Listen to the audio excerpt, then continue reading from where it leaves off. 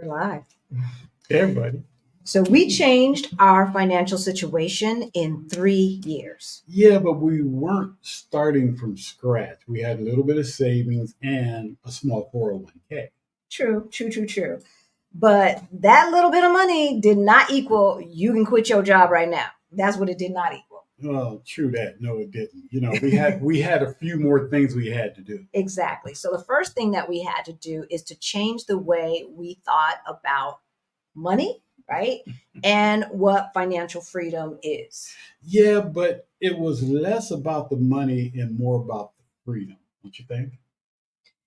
Yeah, because if you concentrate on the money part, then you probably have the wrong incentive. And I think it's really about the freedom part because it's the freedom to do what you want to do when you want to do it, have that option, right?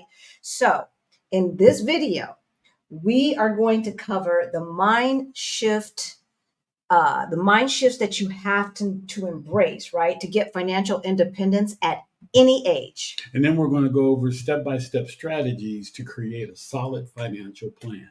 We're going to give you tips for maximizing your savings and investing. Come up with some real life stories of people that might have started a little bit late. As well as offer you practical advice on overcoming obstacles and fears. So let's get started. Well, first we should introduce ourselves. Hey, y'all. My name's Halisi. And I'm Rick. Welcome to our Black Utopia. On our channel, we talk about money. No joke there. We talk about money. We talk about travel. We talk about retiring abroad. We help folks who look like us, who are starting a little bit later in life, late bloomers, get their money straight so that they can retire on time or maybe even early. Early is always good. Early is good. So, sweetheart, what are we talking about today? Today we're talking about financial independence, how to make your dreams a reality, even if you're starting late. That's right. So, but first, if you are new to our channel, then you might not know about, I don't know, y'all, because we were talking on Love Park Connection yesterday. If you didn't catch that, go over to Love Park Connection after this and check out that episode. And when we really started looking at the years, it hasn't been 8 years, actually. We had that financial planning session after my dad moved into our house. So that has to be 2017, 2018. 2017, 2018 is when we looked at our money and it looked crazy. Crazy. Rick walked out of that meeting so depressed. It was, oh my God. But about 3.5, 4 years ago, we did get our financial act together and we went from negative 22,000 to over 1.1 million in net worth. Y'all, if we can do it, you can do it too. You can do it. If any of this sounds interesting to you, then please subscribe. Hit that notification. I'm waiting. Go ahead. Hit that subscribe and that notification bell so that you know every single time that we go live or drop a new video. And if you find this content good, please hit that like button, right? Action VJ?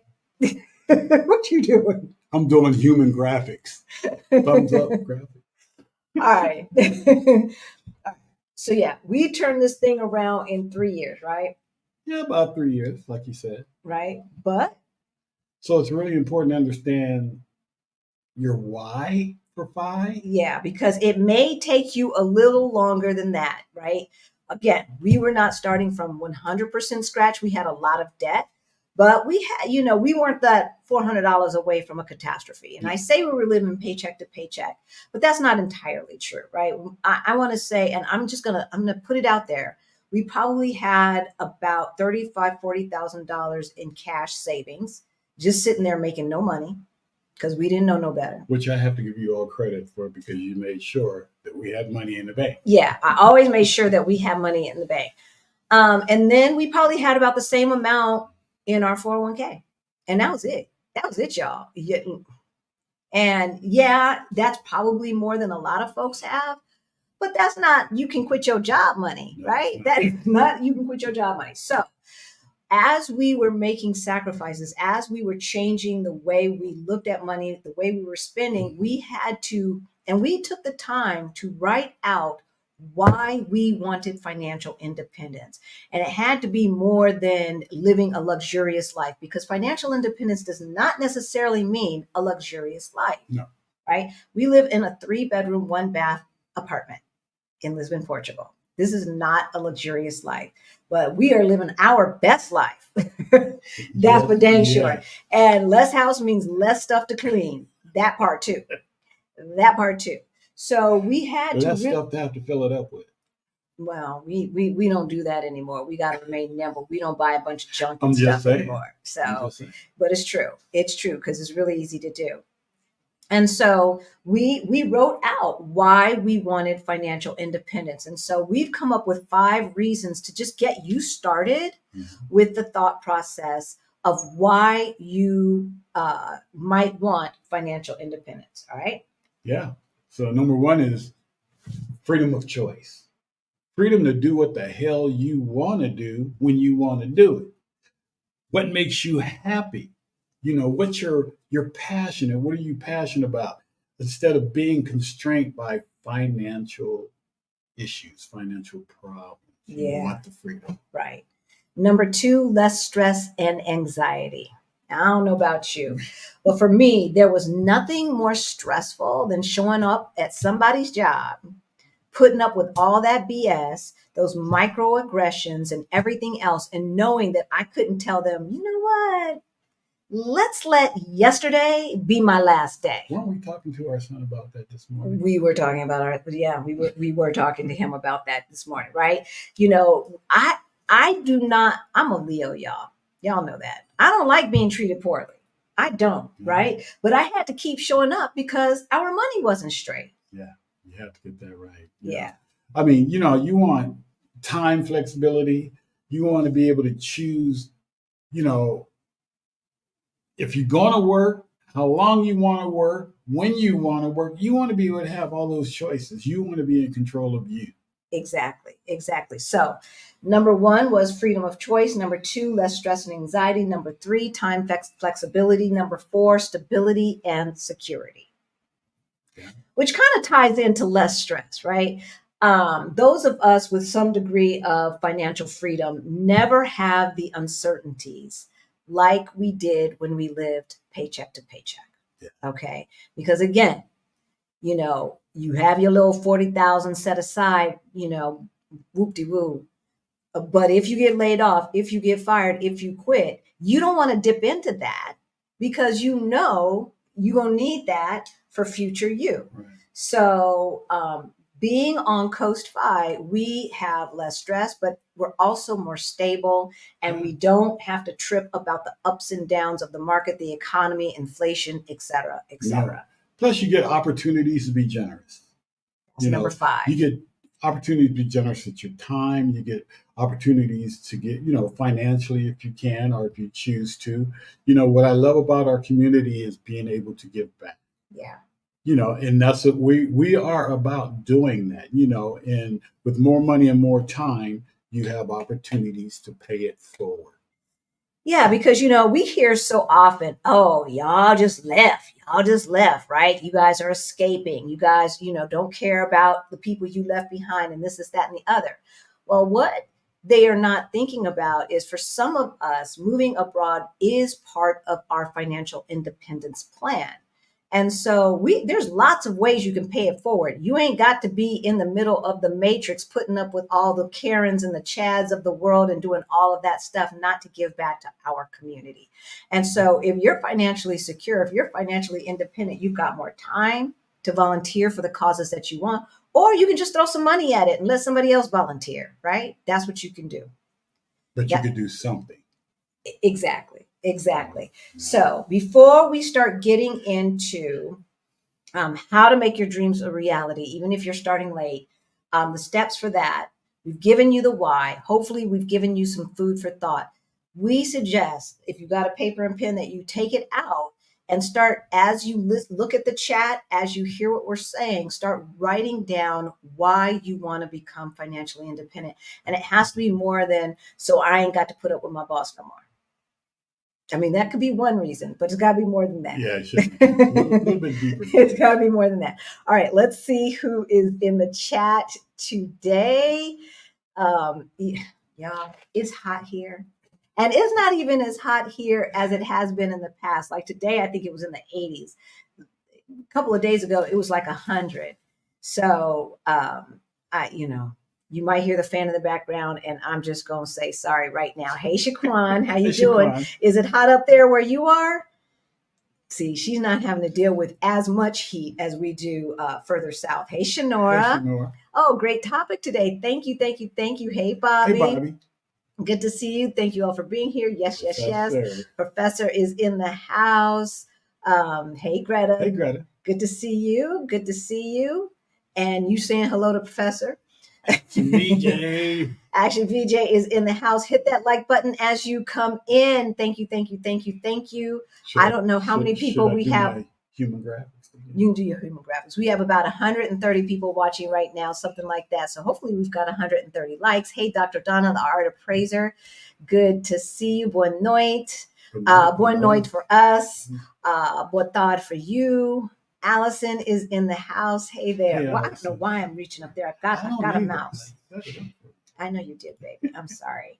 Hey, Rob. Hey, good Rob. to see you. Good to see who else is in the house. Vicky is in the house. Jen and Killer Queen is in the house. We've got KB. We got Tanya. Hey, OBU family. Hey there, Frederica. Hey. Weren't we just texting a couple minutes ago? Weren't we just texting? Hey, MT, I finally caught another live. It has been so long. I was able to catch one. Hi, everyone. Yeah, well, thank you. Welcome back. Hopefully you are getting it, watching them in the future. And if you are watching from the future, let us know where you're logging into. Yeah. Say hello in the comments below. If you're watching from the future, if you're on Facebook or LinkedIn, hey there. Hey, Vicky, good to see you. Diane is in the chat. Kay Renee, is it hot there? Where you are in Cali? Winnie is in the house. Hey, Yakota. We're waiting for you to get back here. Diane is in the house. Hey, Michelle. Good to see you. Vicky G. This looks like a new name. S Black. Welcome. If you're not new, I'm sorry, but it looks like a new name. I don't recognize it. So welcome. Welcome to the OBU family. Hey, Lori. Good to see you. Black women build wealth. Hola, familia. Lovely. Hey, Winnie. Eileen is in the house. Tennis coaches. The coaches. Hey there, Ken and Amani. Glad you are in the chat. Hey, Helen. And Kimmy's in the house. Not before 10. That used to be my motto. But you know what? We've gotten so lazy that I'm getting up. I'm starting to get up earlier. But usually, I'm telling you, I wake up early. It's just I don't get up earlier, right? Right. Hey, Jiva girl, another newish name. Good to see you. Thank you. Kimmy's in the house. We've got Williams. Sheila. That looks like a new name. Luxury Bucket List. Hey, welcome back. Hey, Karen Louise. We've got Deneen. All right, Deborah, Greta. Thank you all so much for joining us live. We love you. That looks like a new name too. I Maven. Hello there. We need compelling reasons, not just I hate my boss. Right? Hey, Bethany. That's another new name. Bethany Bledsoe. So, Allison knows the thing. I'm so tired of hearing that sorry excuse of we have to stay here in this country to take this crazy abuse. I know. And I don't know. It seems to me that African Americans, Black Americans, care more about the success of the United States than those folks who are in power. Like, I don't hear white folks talking about they need to stay and fight. They need to stay and make sure, like their ancestors built this and they ain't going nowhere, that yada, yada, yada. I don't hear that from them. I do not hear that from them. Hey, J.H. Moore, good new name. Yeah. Sharifa Taringa. Oh, wait, I'm sorry.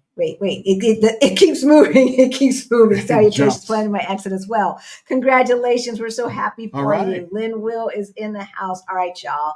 La Reina Pacman. So the Queen of Pac-Man? Is that what that is? You both are my inspiration to get my life. All Oh, you know what? This is why we do what we do, y'all. This is why we do what we do, because it is so, and we're going to get into this about regrets and stuff like that. So let's talk about the mind shift for financial independence. All right, because the first thing is you do have to think You have to differently. think differently. You got to change your mindset. I cannot tell you how many times on coaching calls we hear, yeah, but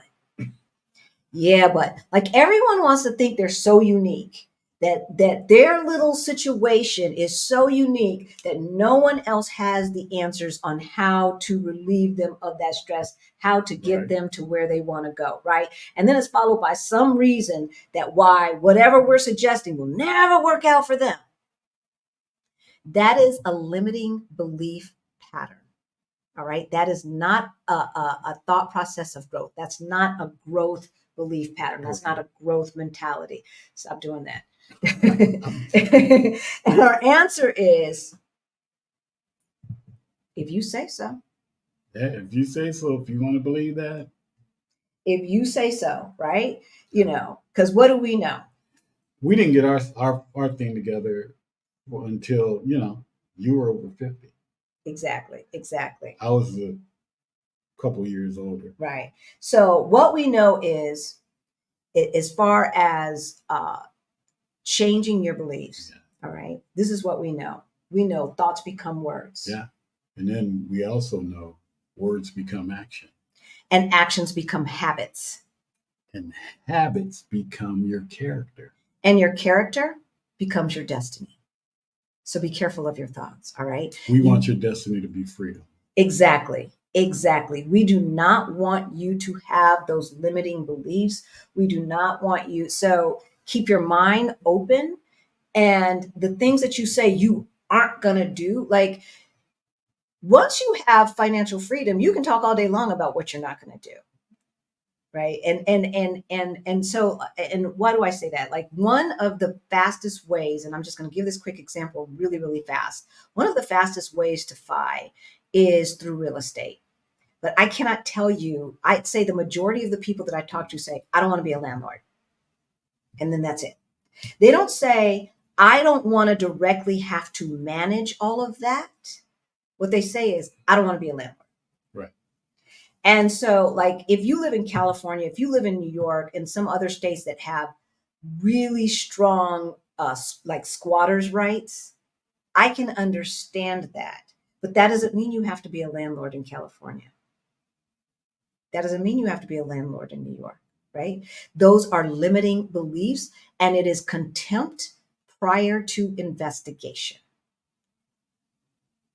Yeah. Contempt prior to investigation. That's what Trumpers do.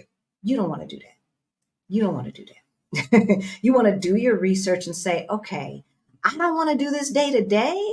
So what are my options? And we will get into that later. All right. So that's what we're talking about when we're talking about limiting beliefs and saying no, but you ain't got a pot to piss in.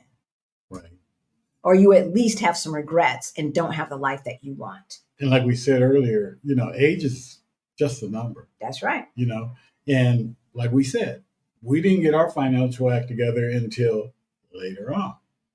Yeah. How old? I was over 50. He was over 60. On top of that, I thought it was wait, no, this is you. You thought it was too late to start investing in your 401k. You didn't think it was too late? No, I'm the one who suggested that you do it. So it's not like, okay, so he had a 401k way back in the 90s, and he chose to take that money out and invest it in a business, and the business did not work. All right. So now he's starting from scratch. And I had been telling him, invest in your 401k, invest in your 401k. Now, what I could not say is, you know what? You could put money in your 401k and still have the same amount of take-home pay. Yeah. I didn't know that part yet. I didn't know that part. However, what I did know is that investing is a time game.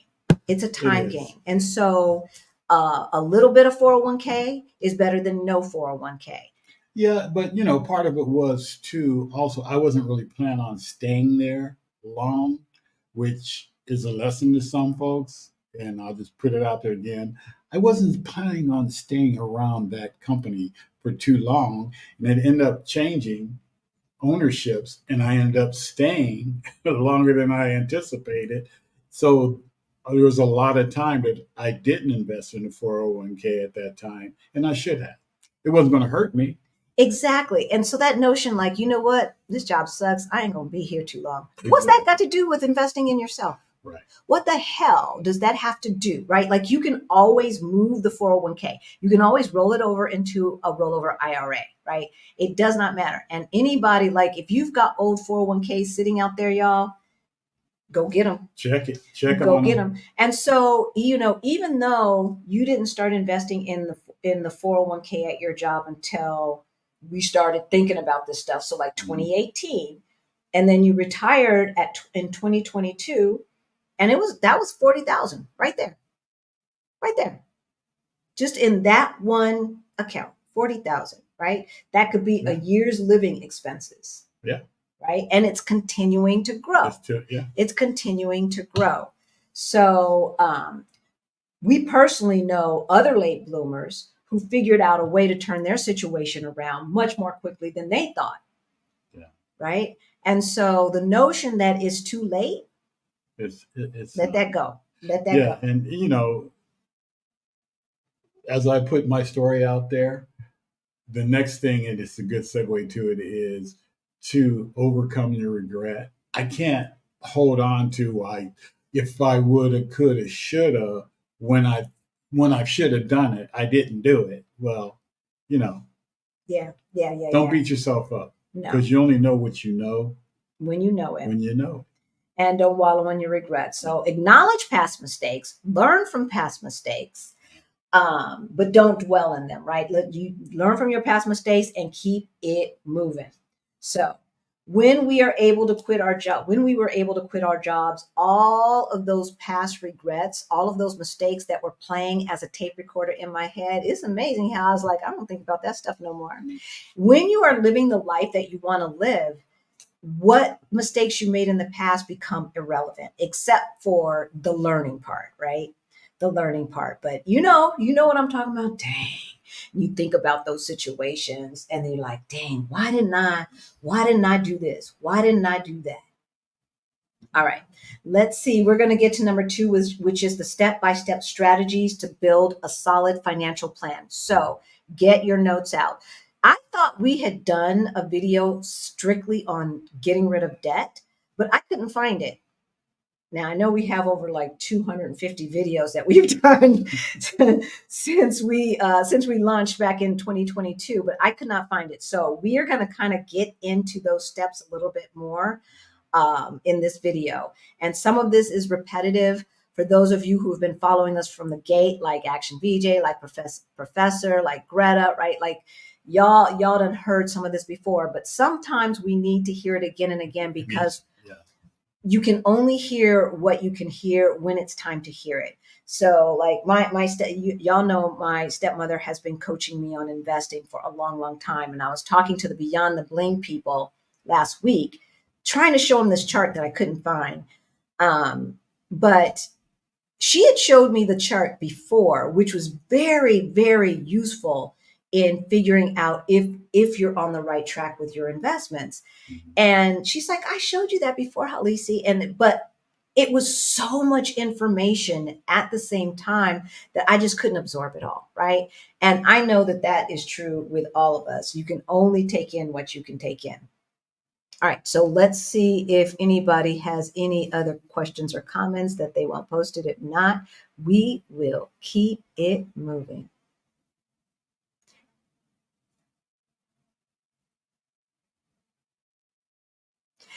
Actions become habits.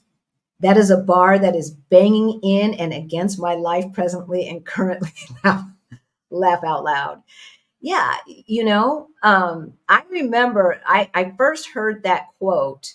Hey, Nichelle, I first heard that quote back, when was my, back in 1993, and it was up on the wall of it at work. It was on the wall in the breakout room, in the break room of the corporation that I was working at, and it was actually framed as, be careful of your thoughts because your thoughts become your words. Be careful of your words become your actions. Be careful of your actions, they become your habits. Be careful of your habits, they become your character, and your character becomes your destiny.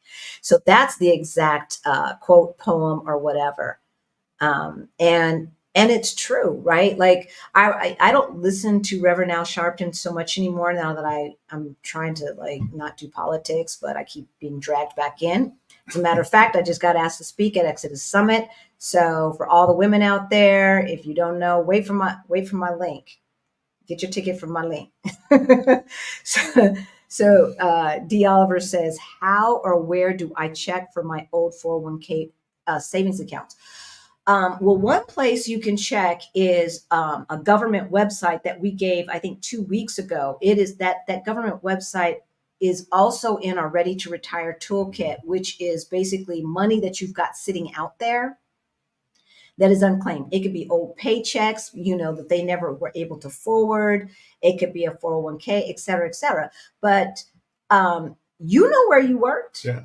Check with their HR. If those companies do not exist anymore, then it's probably the government website. If those companies do exist, then check with their HR department, right? Hey, Love Park is in the house. All right, so let's talk. Oh wait, one more, and then we will go on to the step-by-step strategies to build a solid financial plan.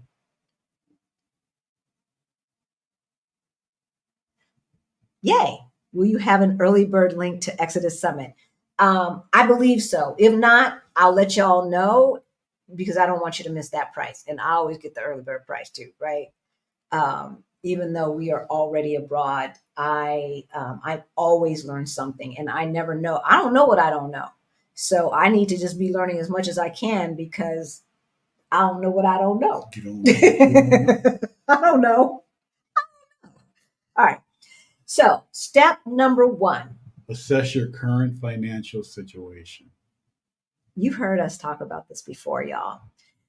Back in the day, before I knew that there were things like what used to be Mint it has gone away, and I think they bought they buy a Nerd Wallet or something like that. Mint? Yeah, yeah, the Intuit people. I don't know. I think they bought Quicken people. Yeah, they bought Nerd Wallet or something like that. There's also Empower. And there's other ones as well. Rocket Money. Rocket Money, right? Like you can go in there, create an account for free, and it's like a budgeting, also auditing tool. That's what I like. It's an auditing tool. That's better. Like, yeah, you could do a budget, but we don't believe in budgets. We'll talk about that in a minute.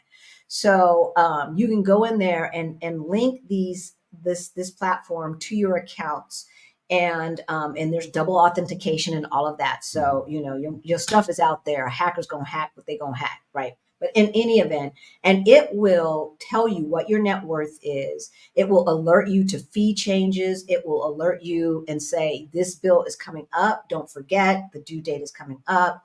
And all of that. So tell you your net worth, but it'll also start itemizing and categorizing your expenses. It's really important to understand what your expenses are. However, I don't know about none of that stuff. So I took all of our credit card bills and all of our bank statements for like 3 months or so, downloaded it into Excel, did some sorting and all of that to figure out where our money was going. You have to have a list of all your monthly expenses. And don't forget the things that come annually or quarterly, right? Like some insurances and things like that. Maybe you only pay them once a year, twice a year, et cetera, et cetera. You need to know first of all, what your foundation expenses are, your obligations to make your life go. Rent, food, transportation, healthcare, right? And then them credit card bills, if you've got them. But then also the splurges. Where's that money going? Because if you look at your basic expenses, those four things, maybe a student loan, et cetera, then the next thing you got to understand is you got to understand your income. How much money's coming in? right. You know, How much money is coming in. So once you have your income and then you subtract your expenses, your basic expenses, if there's a gap, right? If there's a delta, where that money going? Where that money going? The next thing that you have to analyze is your debt. yes. So on another tab in the spreadsheet, you want to go ahead and write down every single piece of debt that you have, every single credit card. If you're upside down in your car, go ahead and put that in there too. If you plan to retire and stay in the home that you're in now, then you're going to have to add your mortgage into that too. All right. Right. And then lastly, savings. You know, list the amount you have in all of your savings accounts, your accounts, including your investment accounts and your 401k. That's how you get your net worth. So net worth is just assets minus liabilities. Assets minus liabilities equal your net worth. That's how we went from negative 22,000 to over 1.1 million in net worth. That doesn't mean we have 1.1 million cash unless we sold our assets. If we sold all of our assets, then we could have 1.1 million in cash. But we choose not to do it that way. In any event, if you're starting from zero, if your net worth is starting from zero, you might be better off than most Americans. Truth be told, the majority, not the majority, but a good portion of Americans have a negative net worth. All right. So the first thing is assess your current financial situation. All right. Expenses, income, debt, as well as your savings. And the savings includes your investment accounts, and then your savings account might include some CDs. It might include some bonds if you still do those savings bonds and stuff like that. I think I've got savings bonds in our safe back in the States that got our grandkids' names on them. I don't know, right? I don't even know what to do with them. I don't know. I should have opened a brokerage account for them, but I didn't know. Y'all, I did not know. Yeah. So, all right. Let's see if there are any questions right quick. I only see one. If you save monthly towards annual expenses, you pay the annual expenses once a year and save the interest from the monthly installment payments. I was going to say that, CK. Brilliant, right? So let's just say, and I was trying to get my mom to think this way when it came to property taxes, because every 6 months, she was calling me saying, I don't know where my money went. I don't know where it went, but I'm about to lose this condo. No, you ain't gonna lose our condo. That's what's not gonna happen, right? So we were paying for the condo. She was supposed to be paying the taxes, and we ended up having to pay the taxes too, because I was like, Mom, if it's $2,000 a year, let's just say, then save $200 a month in your savings account, in your high yield savings with a CD. You can do 3-month CDs or something like that. So at least your money is making money. Then when it comes time to pay that $2,000, you might have in that little account $2,300 because your money done made money, right? So, y'all, so that's brilliant, CK. You're absolutely right. All right. So the first thing is assess your current financial situation. The second thing is setting clear financial goals. Write down the number that you believe you need in order to say, I don't have to work anymore. And I frame it that way for several reasons, because like for Rick and I, we have not yet reached 100% financial independence. We've reached Coast Fi. So Coast Fi is when you don't necessarily have to save any more money because you've got enough money in those accounts to be building on and to generate more money. But we are depending on his Social Security check. And so with 100% FI, you're not depending upon any pension or anything like that necessarily. Okay, this is just terminology. You do you, boo. I'm right. You do you, because it does, like, these are just terminology things. and Yeah. it doesn't really matter. But you need to figure out what that number is for you to quit your job. Now, for us, it was 2 years expenses in our savings account. So 2 years expenses in cash or near cash. So cash or near cash, like money market accounts, CDs, etc. Right? And that's a just in case the fit hits the shan, right? And then the second thing about setting clear goals. Instead of focusing on actions, your goal should be about actions or developing habits. Right. So instead of focusing on that number and just looking at that number, okay, the number is 1.1 million, right? Let's just say. Right. And then and you're only at 80,000. That can get kind of depressing. Yeah. That can get time. So don't focus on the number. Write the number down, put it away, don't think about it again. The goal should be your actions. The goal should be changing your behavior, developing habits, right? So for instance, if you say, okay, what I need to do to get to that point is I need to start spending less, obviously. Right. One of the things I'm going to do is I'm going to take my lunch 4 out of 5 days a week. So if you see for a month, you've been consistent with that, that's a milestone. Pat yourself on the back, maybe splurge on a dinner out or something, right? Give yourself those little treats, because looking at that big number when you know you got 3, 4, 5, 6 years to go, you got to go back to your wife for 5. Yeah. Because them red bottoms are calling. That coach bag is calling, right? So concentrate on your actions. Concentrate on your habits. Yeah. Just like with weight loss, if you just concentrate on losing that 20 pounds and you're losing 2 pounds every other week, that can get depressing. But if you concentrate on, I'm going to walk 5 days a week, I'm going to do Pilates 3 days a week, or lift weights 3 days a week, and you're starting to do that consistently, you can pat yourself on the back and say, okay, my goal was to exercise on a regular basis, and this is what I consider a regular basis, and I'm doing it. Goal achieved, right? The next piece is creating a budget, or as we do, unbudget. The unbudget. If you are in Beyond the Bling, then you know what the unbudget is. And no, we did not coin that. I think that's a Paula Pant thing. And I first heard it from Adelia Borchade of Picky Girl Travels the World. And I like it because, yes, I did the spreadsheet to analyze where we were financially. However, every month, I'm doing no spreadsheet. I am not doing no spreadsheet. So with the unbudget, what we focus on is how much money we need to set aside, that we need to invest in future us in order to meet our goals. That money goal that we talked about last time, right? That money goal.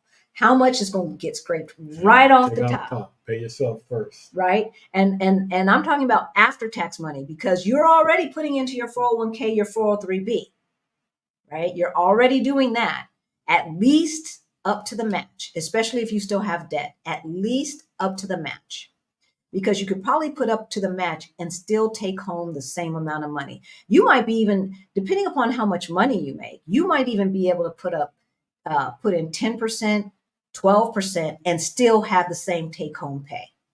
We talked about this before. Go talk to payroll, go talk to your HR department and see where that level is, where it might bring you down to the next tax bracket. And so less taxes are being taken out, and you end up with the same amount of money in your pocket every month and more money in your 401k.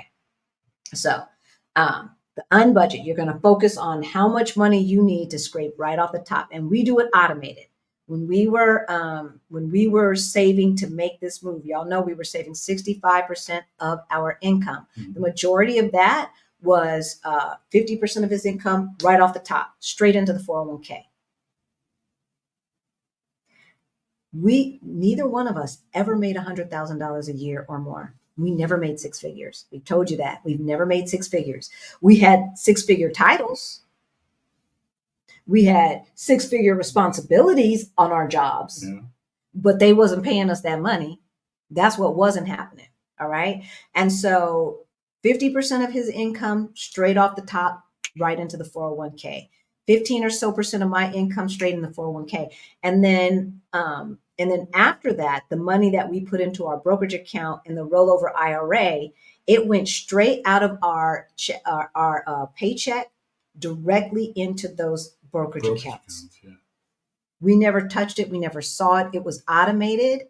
And so we knew whatever was left was whatever we wanted to do with it. Yeah. You wanted automatic payments for your debts too, to be paid. Exactly. So whether it is, the way you can do it with your debt is, well, I guess we should talk about that when we get to the debt reduction strategies, right? But everything should be automated. Everything should be automated. And so if you are making sure, see, what we used to do is pay all of our bills, go out to eat a few times, and then say whatever's left over, we're going to save. Yeah. How'd that work out? Yeah. It did not work out. There was never enough. There was never enough. Not that we had more month than money. Thankfully, we bought a house that was a lot less than we could afford and stuff like that. We didn't buy new cars, right? When we moved here, I sold my car. We sold both of our cars. Mine was a 2008. Yours was a 2013, 2014, 2011.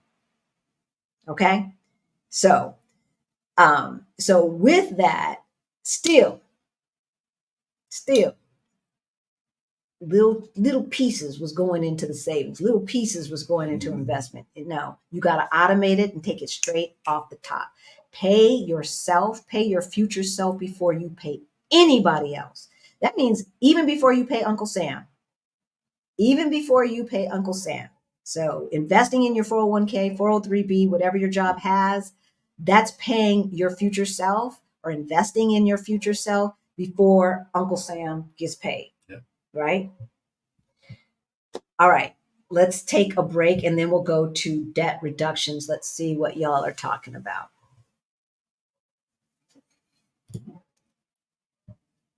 Is the name of the government site you mentioned to track down old 401k accounts? It's to track down money that is out there that is in the system for you.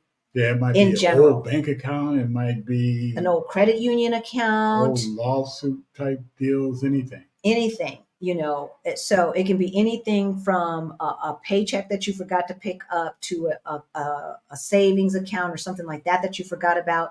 And like I said, with a 401k account, the only way that I see that being listed, but I don't know, y'all. I don't know how things get there. All I know is I found some money and I found some money for our son as well.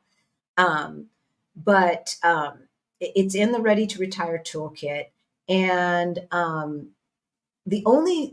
just thinking logically, I'm thinking that if a company does not exist anymore, which means they're not going to pay the admin fees for that 401k account anymore because they don't exist anymore, I could see that money being put into some escrow account for you, just sitting out there waiting for you to claim it.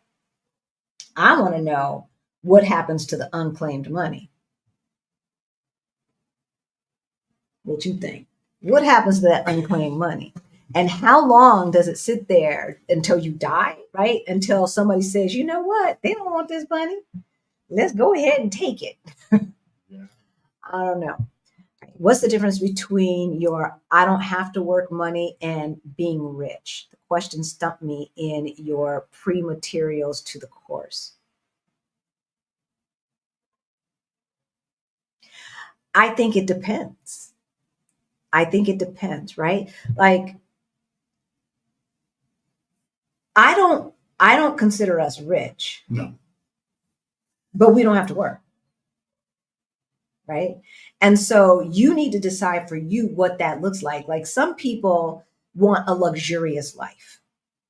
And they want to be able to fly first class, whenever they want, right? They don't want to do a side hustle.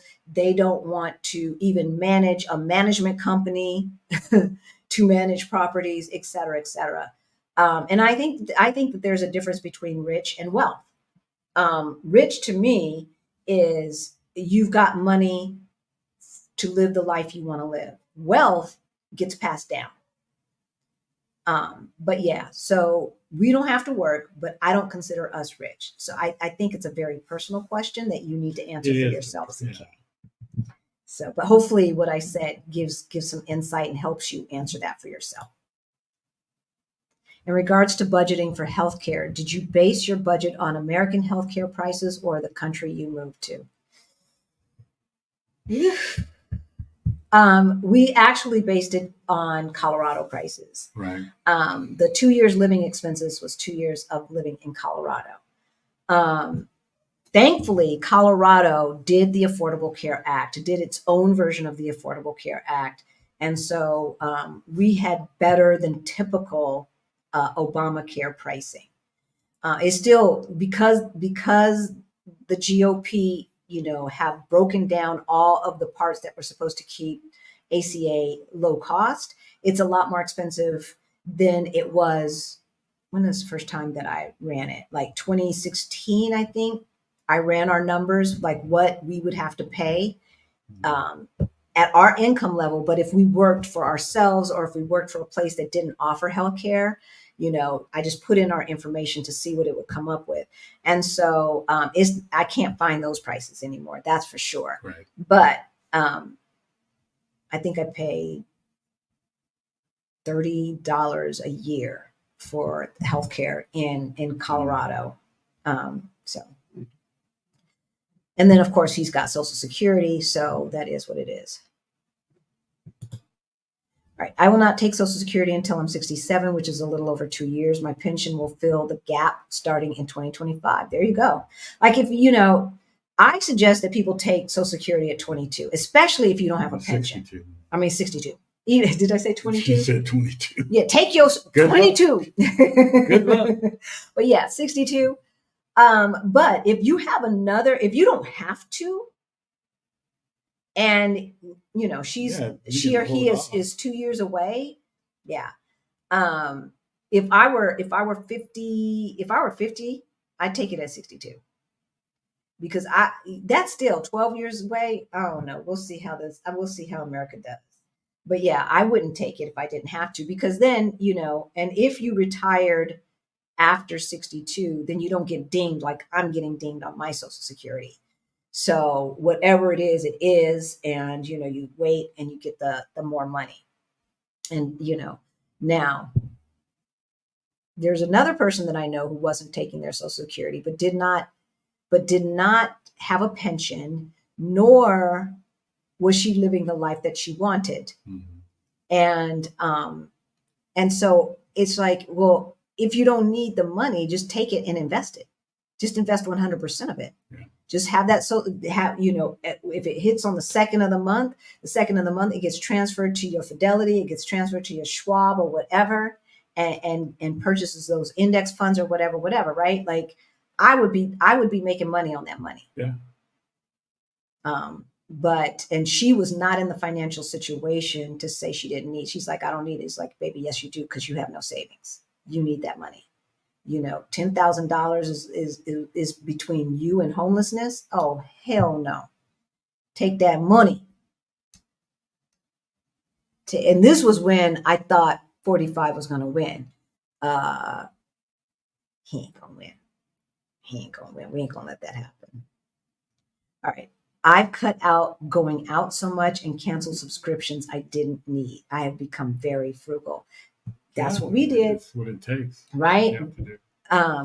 To increase that delta between expenses and income, or income and expenses, to increase that delta, that's what you want to do, right? Like if the difference between your income and your expenses is like this, you want that gap to grow. And so there's only a couple of ways to make that grow. One is to cut expenses. The other is to make more money. It's as simple as that. I mean, right? It's not rocket science. But the more it grows, that's the more that you can put aside into your investments. All right. And so you want to rinse and repeat. Keep cutting or keep making more, and then take that gap, take that delta, and put it into your investment accounts. So yeah, we cut out cable, because all we were doing is getting depressed with the news. That's all it was. That's all we were doing, right? Jazzy D says, buy Nordstrom stock instead of Nordstrom shoes. Jazzy D, you know me. You know me. Because them Nordstrom, y'all. And then so my frugality was saying, okay, I'm not going to go to Nordstrom's. I'm going to go to Nordstrom Rack. So then I'd buy 2 pair instead of just 1 pair. So, the games that we play with ourselves. Don't spend money, circulate it. I love that. Yes. I love that. Hey, Alicia, haven't seen you in a minute. Good to see you in the chat. Igami's in the chat. Okay, I'm listening. Look to see. Okay, let's see. I automatically have my paycheck going into multiple accounts. The accounts are for a specific purpose. Thank you, Greta, reminding us. Every dollar should have a job. Give it a job. Every dollar earned should have a job. What do we mean by that? I have a video about finding old 401ks. Oh, cool. Yeah. Of course Adelia does. Of course she does. Because she is the woman who knows. She is the woman who knows. I'm telling you. All right. So getting back to every dollar should have a job. So, if even the money that's making money, those gains should have a job, right? So this money is for future vacations. This money is for, I don't know, helping take care of ourselves when we're older. This money is for, emergency trips back to the States or whatever, because we didn't expect that death. We didn't know about that funeral or that wedding, et cetera, et cetera, et cetera, right? So every dollar should have a job. Now for us, that's like, okay, YouTube money, that money is going towards this thing. The money from our courses, that money is going towards that thing over there. This money is going towards our building fund. So, because I want to buy a building, I'm a little weird about that right now, but the goal is still there. So we're going to continue that habit of putting money aside. And then when we have enough money, we can make the decision. But you can't make no decision. You can't say no to something that you ain't got, right, or something that's not offered, or something you cannot procure. So I like to have choices. So yeah, go after this, go check out Picky Girl Travels, and let me hide that correct. Go check out Picky Girl Travels for those of you who think you might have old 401ks. And I need to check it out too, because our daughter has old 401ks, and I did not know how to tell her what to do besides Google it. So I will send that to her as well. So great. My pension allows my 401k to continue to grow unless the unlikely 1929 event occurs. Yeah. Hope for the best, plan for the worst, right? Hope for the best, plan for the worst. All right, let's talk about debt reduction strategies. If you've got credit card debt, you need to relentlessly work on paying that off, right? Because them interest rates are extortionist. They really, really are, right? There's no way you would take out a loan at 19% interest, at 23% interest, at 29% interest. But for some reason, when it's on a credit card, we don't realize that's a loan. That's a short-term loan. Well, it don't have to be short-term. You could be paying off that one credit card for years. It's supposed to be a short-term loan. It is supposed to. Right? We've had balances for like 10 years. It's like this thing is never going away. Of course, it's never going away because you're just paying $5 over minimum. You're paying $10 over minimum. What's that going to do, right? And they had to put in, I think, was it Barack Obama that put in that they have to let you know the interest, how much you're paying, how much it's costing you if you're making a minimum payment. Yes. It was his administration, but it was actually Elizabeth Warren's idea, because she was in charge of the consumer stuff. Because I remember when they didn't do that. Oh, I remember when they didn't do that too, and you were just totally in the dark. And so Elizabeth Warren was like, at least let's make them tell folks, because I don't think people realize how much money they are paying if they just pay the minimum, right? And so now that is on your credit card. If you have not seen that on your bill, go read your bill, read past what you owe, read past that minimum payment and the due date. So there's just two main ways of paying off debt. The two major strategies that everybody knows, which are Avalanche and snowball. Right. And I never remember which one is which. I don't, and it doesn't matter. It does not matter. The only thing that matters is the method. So you can choose one of two ways to do it. I like short-term gains. So I picked the credit card with the smallest balance, but it may be smarter to pick the credit card with the highest interest rate. Yeah. Because you've already done your spreadsheet, you've already got a list of all your credit cards and what those balances are, right? And so now what you're going to do is you say, okay, after I put a little towards my emergency fund, you've got to have an emergency fund. Otherwise, if something happens, you're just going to get more in debt. You're going to pull out that credit card to pay for the new tires or whatever have you, right? So you've got to have your emergency fund. You can't do one or the other.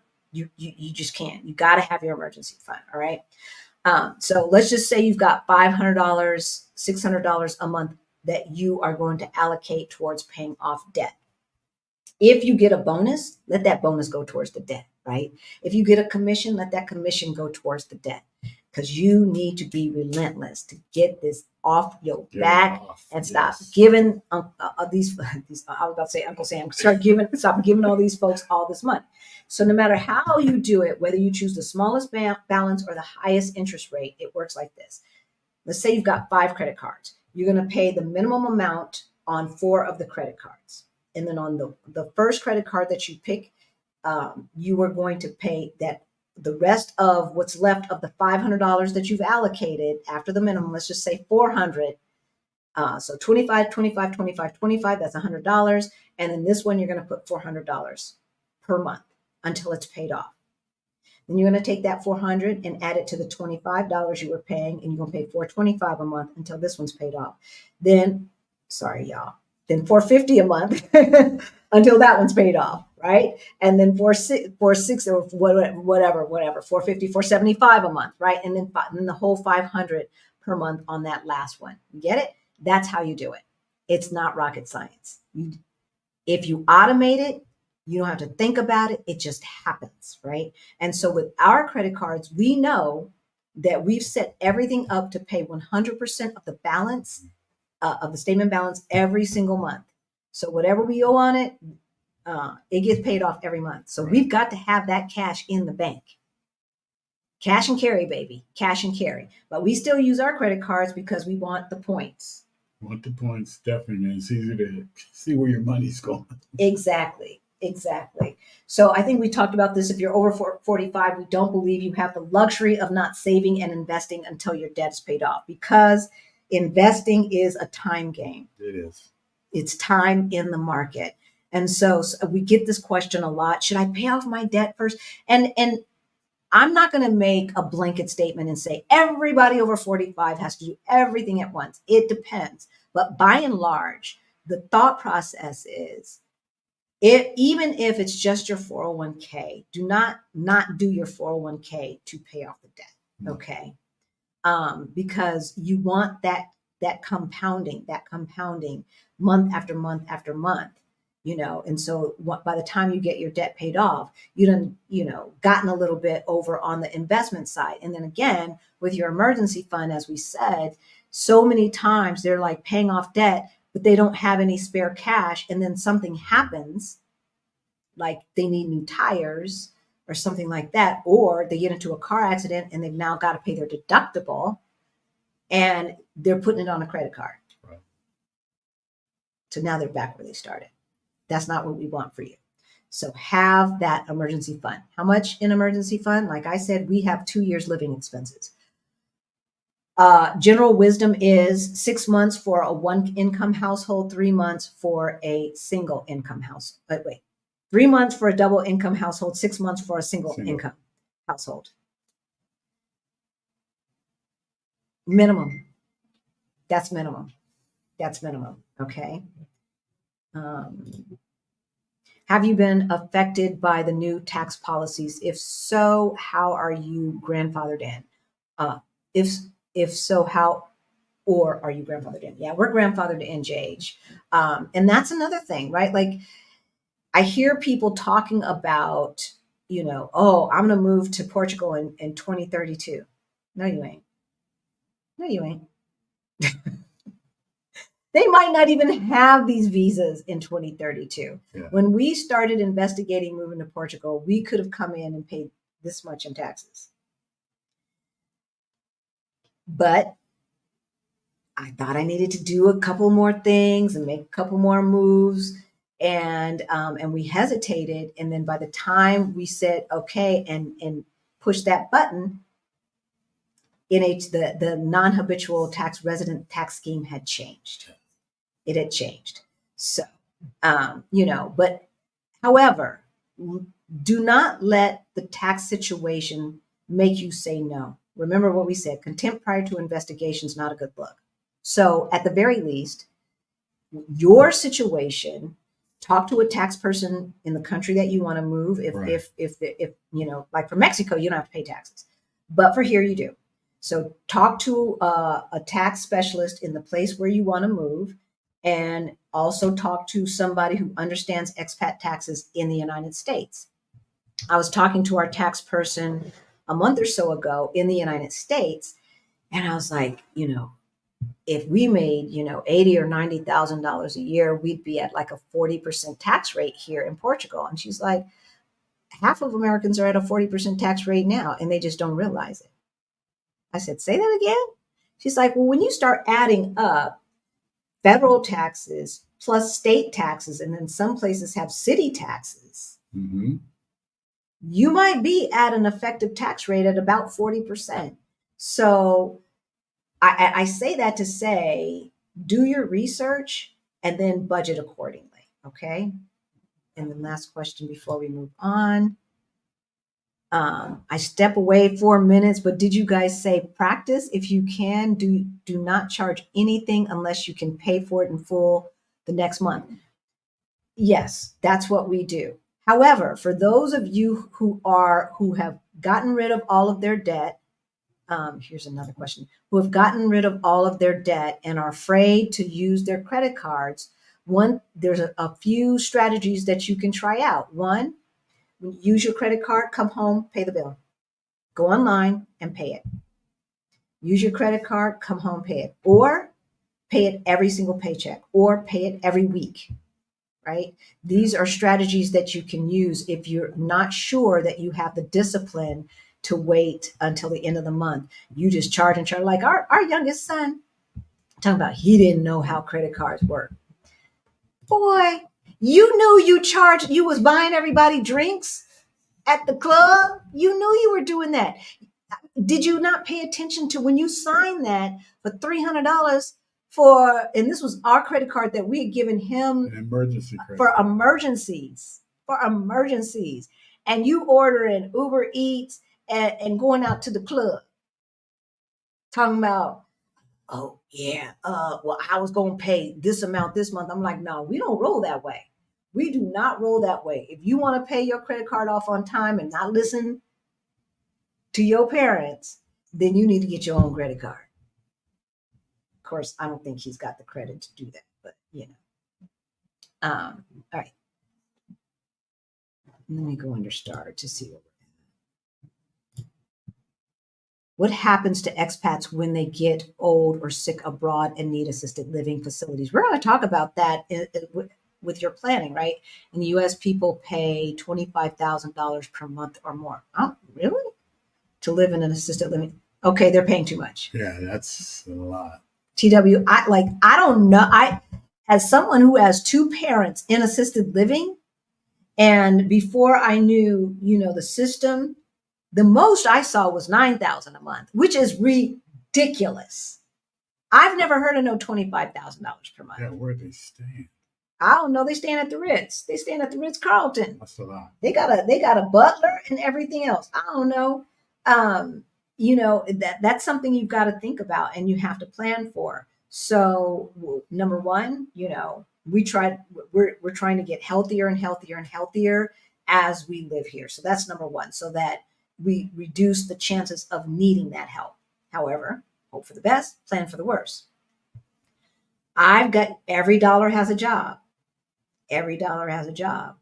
Here in Portugal, it's a lower cost of living. It's a lower cost of living because they make less money. Their minimum wage is much, much, much, much less than it is in the United States. So we have a category within our money accounts that is for that, bringing somebody into the house to help us, and because it's making interest, it's going to keep interest, from our investments, it's going to, or returns, I should say, right? It's going to keep up with inflation. So unless the fit hits the sham, we will be just fine in being able to pay someone, even around the clock if needed, 2 to 3 people, pay people to come in here and help take care. All right. And so I don't necessarily want to go into a facility, and that's not the plan. That's not the plan, but you've got to plan for it. Like Right. my parents didn't want to go into assisted living either, but they did not plan to do anything else. So, so it is what it is. Are you saying that they are purposely shrinking the influx of immigrants? They don't want us? I mean, they don't want me?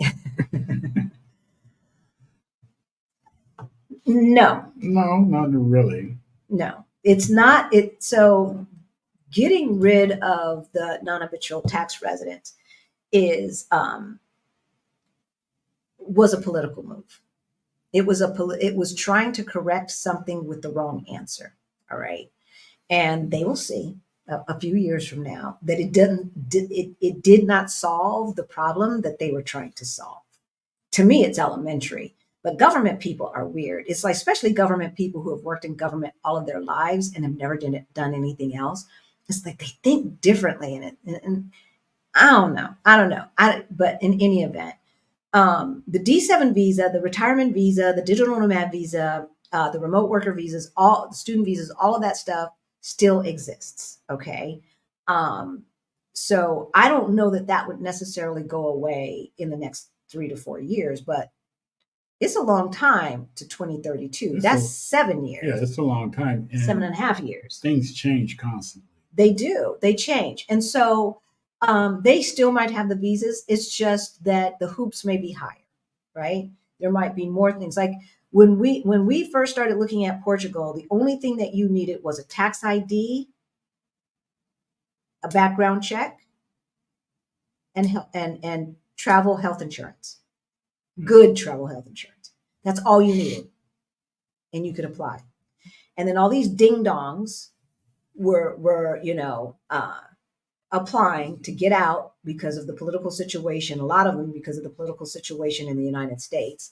And they were applying for residency visas sight unseen. They hadn't even been here. And that's it takes, they've got, the embassies do not exist to service us. Like the Portuguese embassy in the United States does not exist to service us and our desire to go to their country. It exists for the Portuguese people who are in the United States, right? And to do diplomatic stuff with our government. So this is time expenditure that they are taking to process these applications. And then and the reason why they want to do it is because they need to increase income here. They need to increase their GDP here. So they go through all of this and all of this manpower and everything else to say, yes, Karen gets over here and she's like, this is not the way we do in the States. But you went through all of this. Well, it wasn't that much. And you get here and then 6 months later, you're complaining because you got to ask for your check at the restaurant and now you're going back. So, or you don't want eggs on all of your steaks. So, so now you're going back. Tell them not to put egg on right? And so that's what was happening here in Portugal. And so they started increasing the requirements and to make sure that the people who applied really wanted to live here in Portugal. And I don't blame them. I don't blame them. So it's not that they don't want us. They want the people who really want to be here and know that they want to be here. That's who they want. And I get in the comments all of the time from Portuguese people when we do, especially when we do Portugal focused videos, that those are usually the ones that they comment on. And they're like, oh my gosh, welcome, welcome, welcome. We're so happy that you love our country. I get that 9 times out of 10. It's only 1 time out of 10 I'll get some local yokel who wants to be Trumper-esque, right? Who wants to be a xenophobe, right? It's 1 out of 10. 9 times out of 10, they're like, oh my gosh, we're so happy that you love our country. Welcome. Check out this, check out that, check out this, check out that, not knowing that we've been here for a minute. All right. So with that, we talked about setting clear financial goals. We talked about creating a budget, which we call the unbudgeted. Thank you, Adelia Borchade, for introducing us to that. We talked about debt reduction strategies. The next thing that you want to think about is maximizing your savings and investments. Yeah. So First thing is to start where you are, focus on the actions and habits, not the end monetary goal. You got to set that goal because you cannot manage what you cannot, what's the statement? Analyze? I don't know. I'm having a brain fart right now. But basically, if you don't have goals, then you don't know where you are. But concentrate on the actions. Concentrate on the actions. So let's say you want to retire in 4 years, right? And to do that, you need to save and invest $2,000 per month. But because of your debt, you can't do that yet. Start where you are. Start where you are. And then say, the habit is, I'm going to increase this by 1% every month. And every month, I'm going to find a way to be able to increase this. Or every quarter, I'm going to find a way to increase the amount by 1%. All right. So I love that 1% because 1% seems so easy, and it can be. And then little by little, and then the next thing you know, if you're increasing every month by 1%, at the end of the year, you will have increased your savings rate, your saving and investing rate by 12%. For some people, they never save more than 10%. They never save more than 12%, right? But you've already started with something, and now you're going to increase it by 1% every month, right? Which could just be the difference of like $25. You won't feel that. You won't feel that. You get used to that, and then the next another $25 or $35. You see what I'm saying? You see where I'm going? All right. So that's the savings part, and then as we said, with savings, have your money making money. Don't have your money in your local credit union if they're not paying what other banks are paying as far as interest. All right. If they're still at the 0.01% and all that stuff, you need to move your money. That's like our credit union that only gives us that. The only money that's in there is the money that needs to be used in the next month or 2 or 3. That's it. That's it. That's all they get. All right. All the rest of the money is in another place where they have the highest interest rates we can get. On top of that, you can do CDs, you can do laddered CDs, et cetera, et cetera. So laddered CDs simply is just buying them in intervals, 3 months, 6 months, 9 months, 12 months. Every 3 months, when it matures, do you need the money? No, reinvest, reinvest, reinvest. All right. And so that's the savings part of it. Investment banking, basics. This is a lot, y'all. This is a lot. We got a lot for you. How many times have we heard, I got an IRA, but it's not growing? It's the same amount that it was when I opened it. Yeah. I'm invested in an IRA. I'm invested in a 401k. I cannot tell you how many times we have heard that. Yeah. A 401k is not an investment. Not an investment. An IRA is not an investment. It is a vehicle in which to invest through. Okay. You still have to invest in something within that 401k and within that IRA. Now, I know some of you are in the chat talking about duh, but you only know what you know when you know it. You only know what you know. People said, a lot of people set their money in there and they just set it in there. And they don't allocate it. You got to allocate it towards some investment. Okay. So just like you should have a diversity in your income streams, right? You should always have more than one income. Always, always, always, always, always have more than one income stream. We're talking about that with our son today, our youngest today too, right? He's tired of his job. And I told him, like, he is so artistic. Where's your YouTube channel? You've been telling me you've been starting a YouTube channel since like 2013. Why's your mama got a YouTube channel? But you ain't got no YouTube channel? It's funny because one thing I did hear him say when he was talking to you was, because you were saying, we were trying to tell him, or she was trying to tell him, she was on the phone with him, saying you need more than one income stream. And then the first thing out of his mouth, well, Mom, that's you. You're into having more than one income stream and coming up with excuses why he shouldn't, or he's not looking, or he can't have a second income stream. Exactly. And that's what people do to themselves. That's what they do. And it's like, okay, if you say so. Yeah. I'm not fixing to sit here and argue with you about it, you know. But I said, that's not just me. I said, that's not a me thing. That is a thing. That is a thing. I said, now, if you had that second income stream, and then you can claim toxicity on the job or a hostile work environment, you may be able to get unemployment. So now you got unemployment plus the second income stream. You might be okay for a while, right? But you don't have it. You don't have it. It's not a me thing. It is a thing. So just like you have to have diversity in your income streams, Warren Buffett, at least 2 income streams, 3, 4, 5. The average millionaire has 2, 3, 4, 5. Not jobs, man. Not jobs, man. No, income streams.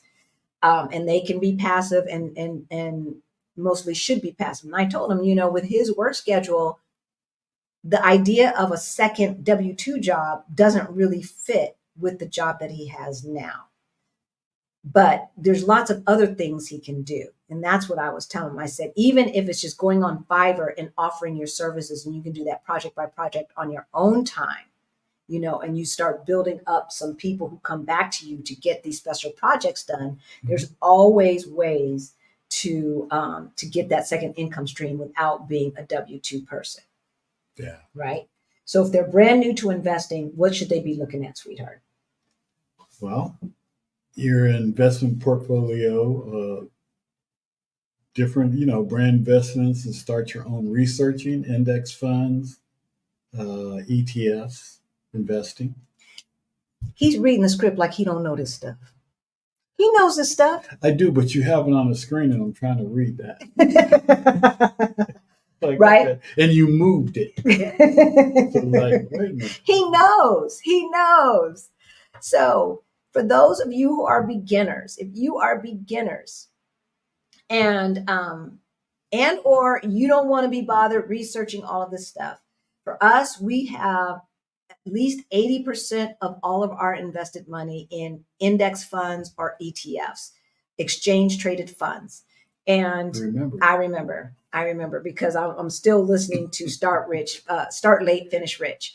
The books, I will get your resources at the end, but anyway, they're in the description below.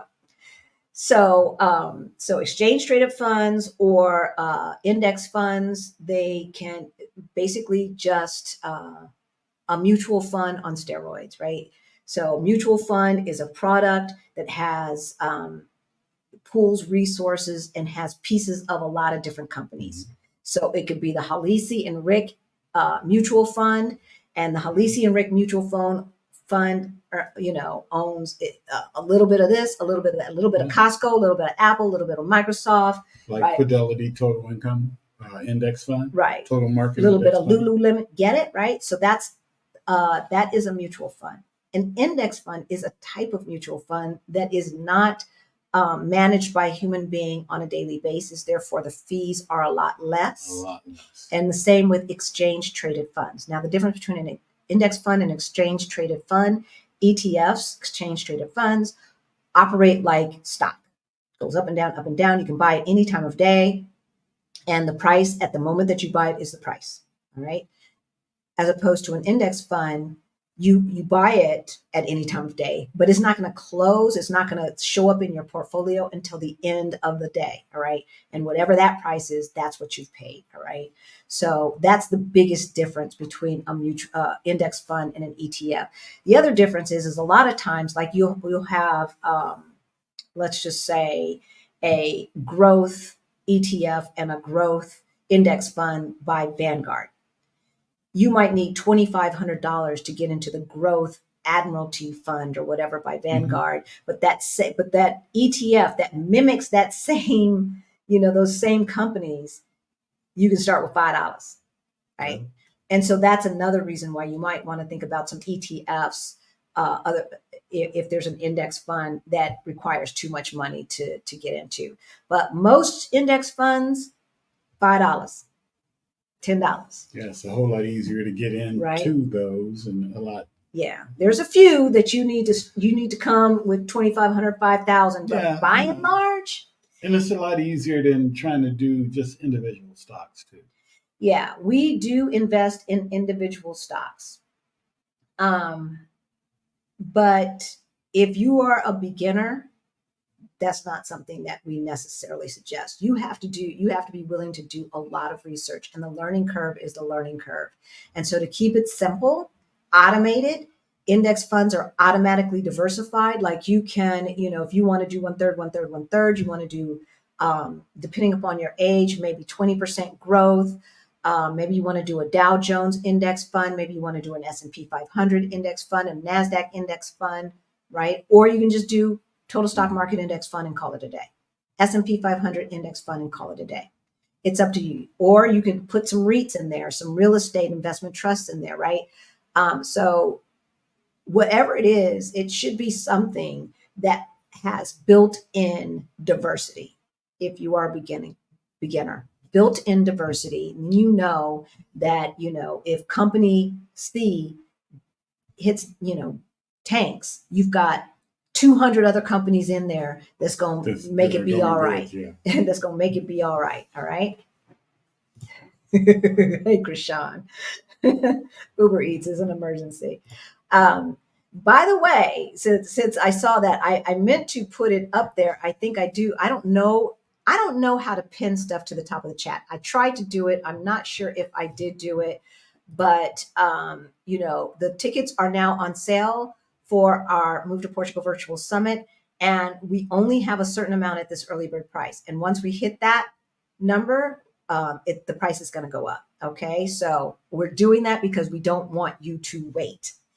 We don't want you to wait to get your ticket. Last time people wait until the last minute and putting us through all this stress, trying to make sure that they're registered correctly, et cetera, et cetera, et cetera. So I'm looking, hey, Alexandria MD, looking through here, seeing if I see any new questions before we move on to leveraging employer benefits. Okay, I see that. Frederica, I see that. Greta, I love Fidelity. Yeah, I do too. I really do.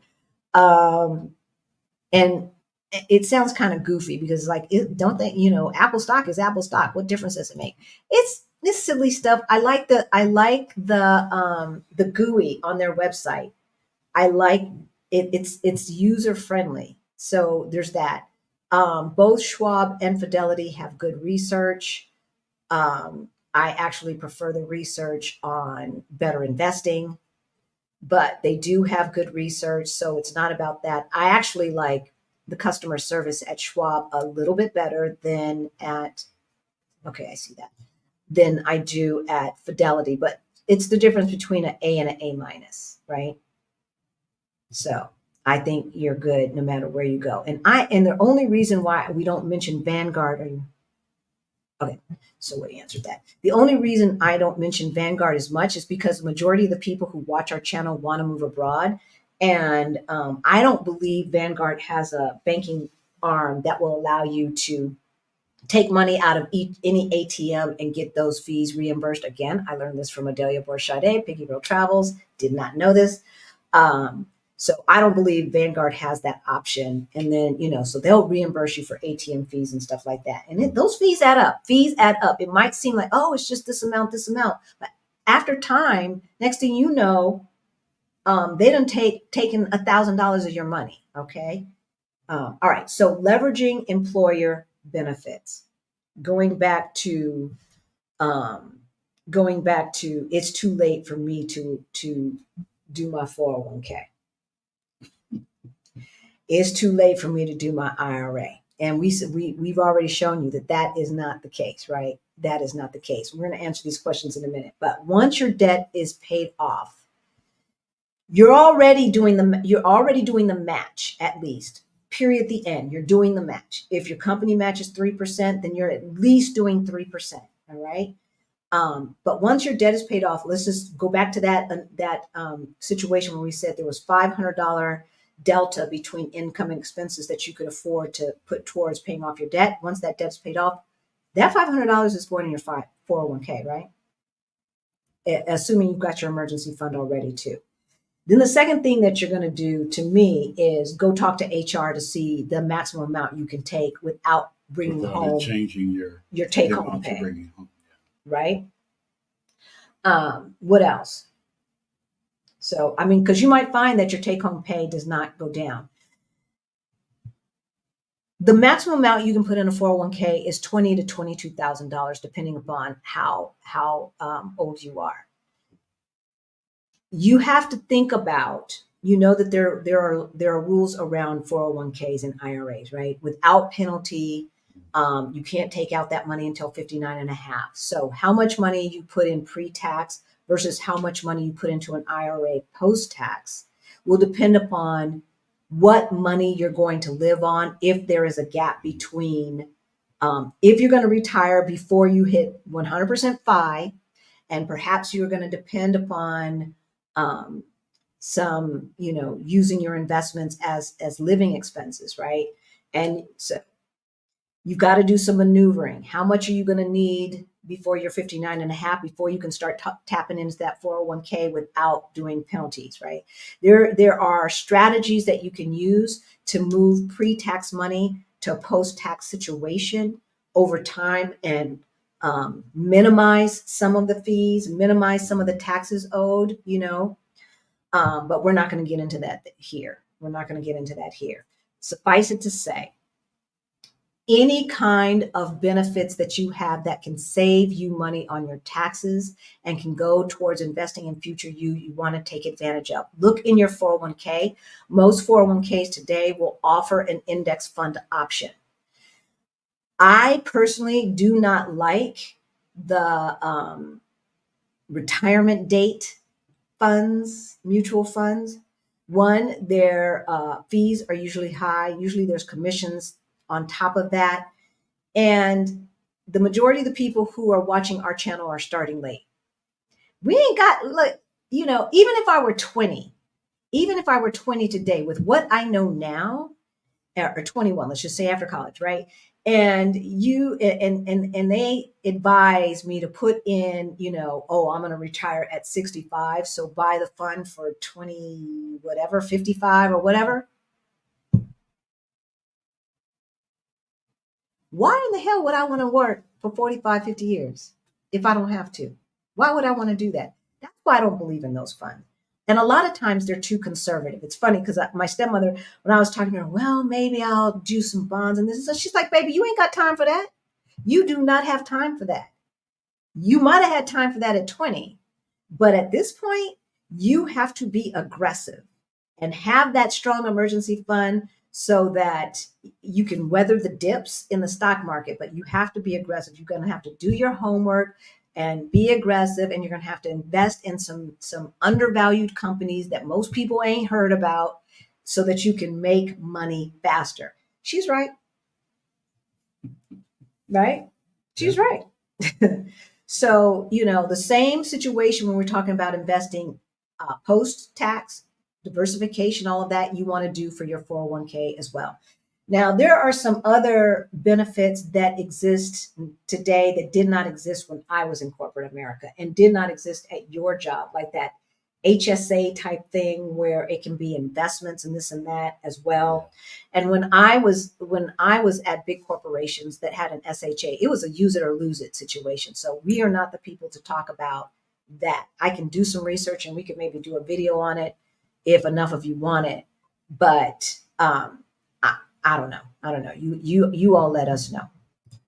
All right. Do you have to pay taxes for interest earned or investment earnings while you are living in Portugal? Technically, yes.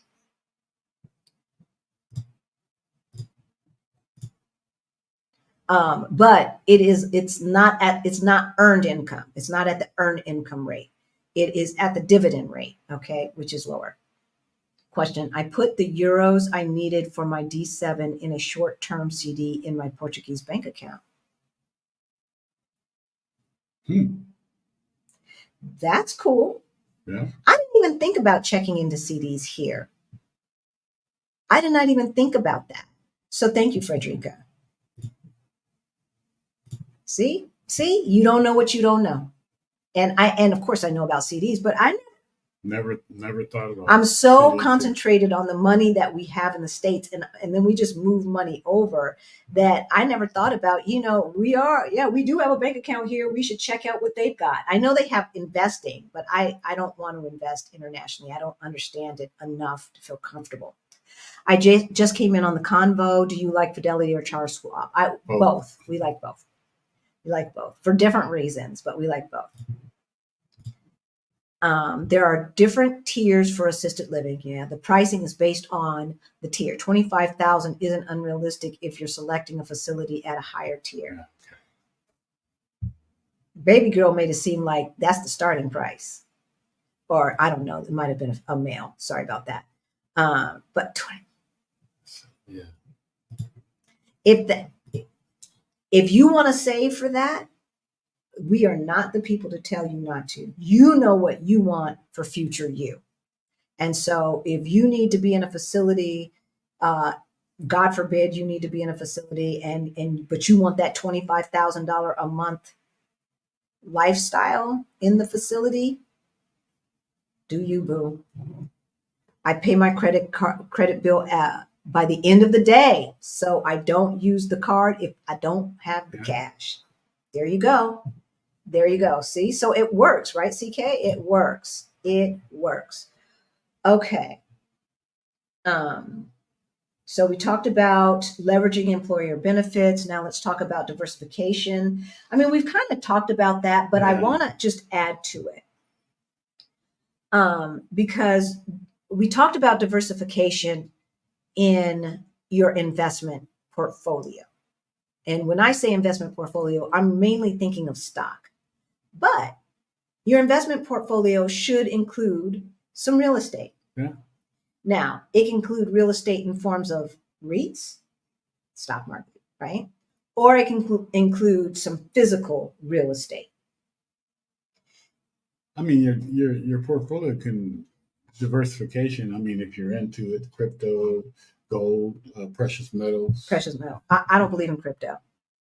I'm surprised he mentioned it. He knows how I feel about that. But I mean, it's something some people invest in. Some people I don't get inquire about it. Do not invest in anything that you don't understand. All right. And I don't understand crypto. I don't understand it. To me, it seems like a Ponzi scheme. That's what it seems like to me. Because people who got in early got out with lots of money. And then the late freight people and the Doji coin and the this and the that. No, I don't get it. I don't understand it. Until I can pay my mortgage with it, until I can pay my car note with it, my light bill with it, I'm not. What is it? Money in Second Life or something? I don't know. I don't get it. So if you understand it and you feel comfortable, you've done your research, baby, go for it. But I don't invest in anything that I don't understand. So the way we think about diversification and where we're putting the extra money is when the housing market in the United States, when the housing market is flagging, when prices are going down, but prices are going down because interest rates are going up. So if you can be your own bank, if you can still get a 3%, 4% loan or something like that, I'm not getting a 6%, 7% loan. I'm just not doing that. Right. So you might need to be your own bank. We would need to be our own bank. But when the housing market is slagging, we put extra money into the housing market. When the stock market is dipping, we put our extra money into the stock market. Stock market's on sale, we buy more, right? We know we buy more Nordstrom shoes when them Nordstrom shoes are on sale, but somehow when the stock market is on sale, we panic. Like my aunt did. She took all her money out of the stock market and then let somebody else. He's like, and this other person grew it. I was like, the other person did just what that other person was going to do. They let it ride. No, they didn't. Yes, they did. Yes, they did. It's not rocket science, Auntie. It's not rocket science. Right. So, when the housing market was going down, before things went crazy, we bought another piece of property. All right. And so that's kind of how we look at it, where we're going to put the extra money, where we're going to get the biggest bang for the buck, what is undervalued today. What is undervalued? It's not about buying cheap stock. It's about buying inexpensive things that are worth more than they're asking for, right? So stock may be 30, 40, 50, $60 per share. But if you look at the financials of the company, it's like, why isn't this $80 or $90 per share? But it's got that steady growth. Oh, because don't nobody know it's a smaller company, right? But it's got that steady growth and it's actually growing at 15, 18% rate annually. Whereas Apple's only growing at 10%, right? But we know Apple, and so we invest in Apple instead of like a Lululemon or something like that. So that's what we mean by not only diversifying, but also finding the investments that are undervalued. It's like buying grandma's house, right? Grandma's house really is in a $500,000 house neighborhood, but grandma's house is only $350,000 because she hasn't done anything to it, right? Because people can't get over the shag carpet that's still there from the 1970s, right? And so you buy that house, you put $5,000, $6,000, $7,000, $8,000, $10,000 into it, and now it's worth $500,000. So that's what we're talking about. Okay, let's see where we're at, and then we'll tell give you a couple examples, talk about overcoming your obstacles and fears, and then we're gonna let y'all go. Let's see if you've got any questions so far. Major investors invest mostly in index funds. Truth be told, the game is all about compound interest. That's not necessarily true, TW. That's not necessarily true. So it just depends on what kind of investor that you are. And so the folks over at Better Investing, this is a nonprofit that is really at the forefront of the whole investment club movement that started back in the 50s. And they do invest in index funds, but not the majority of their money. The majority of their money is in individual stock. They create their own index fund, their own portfolio, right? Made up of about, 7 to 15 mostly smaller companies that have high growth rate. And these are people who are watching their portfolio at least monthly. They're running the numbers, they're tracking, and there's tools out there on Better Investing to do this. They're tracking to make sure that if they say, I want 15% growth, that it is tracking 15% growth or 10% growth or whatever it is that they believe that company can do based upon historicals and what other analysts are saying. And so like my stepmother that I keep bringing up, because she is the one who really got me investing aggressively, 80% of her money is in individual stock. I would even venture to say 90%. And then the rest of it is in index funds. Okay. So it just depends on what kind of investor you want to be. If you want to set it and forget it, so to speak, index funds all the way. But if this is, one of your hobbies and you get into this, index funds are not going to grow at the same rate as some of these other, like there's a few companies that we are invested in that in the past 2 years have grown like 185%. That's what I'm talking about. And we need to do that. And I don't have the luxury of set it and forget it because we started late. So I'm constantly reading books, constantly learning more and more about how to evaluate. Even though I went to business school, it's one thing to invest as an angel investor or venture capitalist, right? Like that's one thing. But when it's my money, all of a sudden I don't know anything. All of a sudden I don't know how to evaluate a company. I guess the other thing is that, you know, when I worked at the venture capital firm, we had so much access to their financials. It wasn't all prettied up. Like any publicly traded company you have to have access to their financials. But I saw them raw. Plus, I got to meet the management companies and things like that, and listen to them to hear what their strategies are. Now, you can sit in on the calls, and you should if you're invested in individual companies. But there's really not a lot of opportunity to have those discussions and things like that I used to be able to have when I worked at the venture capital firm. So, okay. Thank you, Dividend Passport Bro. For the 2023 tax year, you can exclude up to 120,000 of foreign and earned income. Yeah, I think I knew that. But thank you for sharing that because I always forget. I always forget because I ain't at that level. Maybe that's why. Maybe that's why. So thank you, thank you, thank you. You should have put a Q in front of that so we could have put, so I made sure to put it up there. This is something that people need to know. All I know is when I'm on these foreign millionaire platforms and they talk about their portfolio spread, all of them have thousands in crypto. Not all of their wealth, but enough. If I don't invest in anything that I don't understand, and I don't understand the current,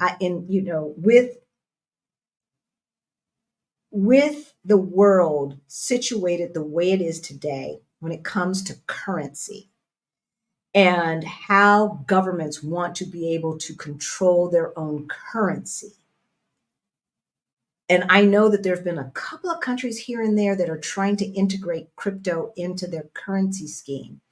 But the way countries control their economy is through manipulation of their, and I hate to use the word manipulation, but that's what it is, the manipulation of their currency, right? When 45 was in there, he was just printing money. We wonder why there's inflation. Part of it is because of the supply chain, which has now been fixed. But the other part is because he was just printing money and giving it away. He's like, and you get 2,500, and you get 2,500, and you get 2,500. We didn't need that money. I took it, but we didn't need it.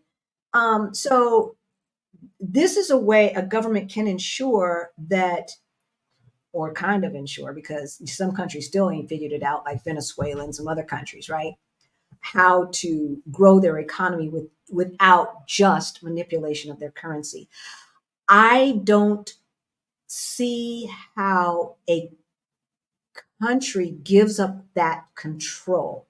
It would have to happen on the other side, like Tesla saying you can buy a Tesla and use crypto, right? It would have to happen on the other side. I don't see. So that's why, because I don't get it. And yeah, I don't get it.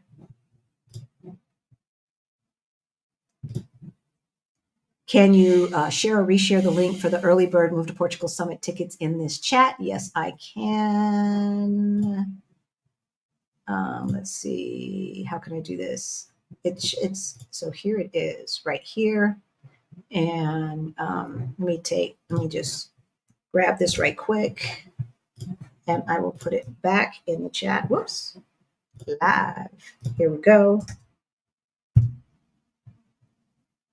It's in the chat again. There you go. We reinvest our dividends automatically. Yeah, they automatically invest. Yeah.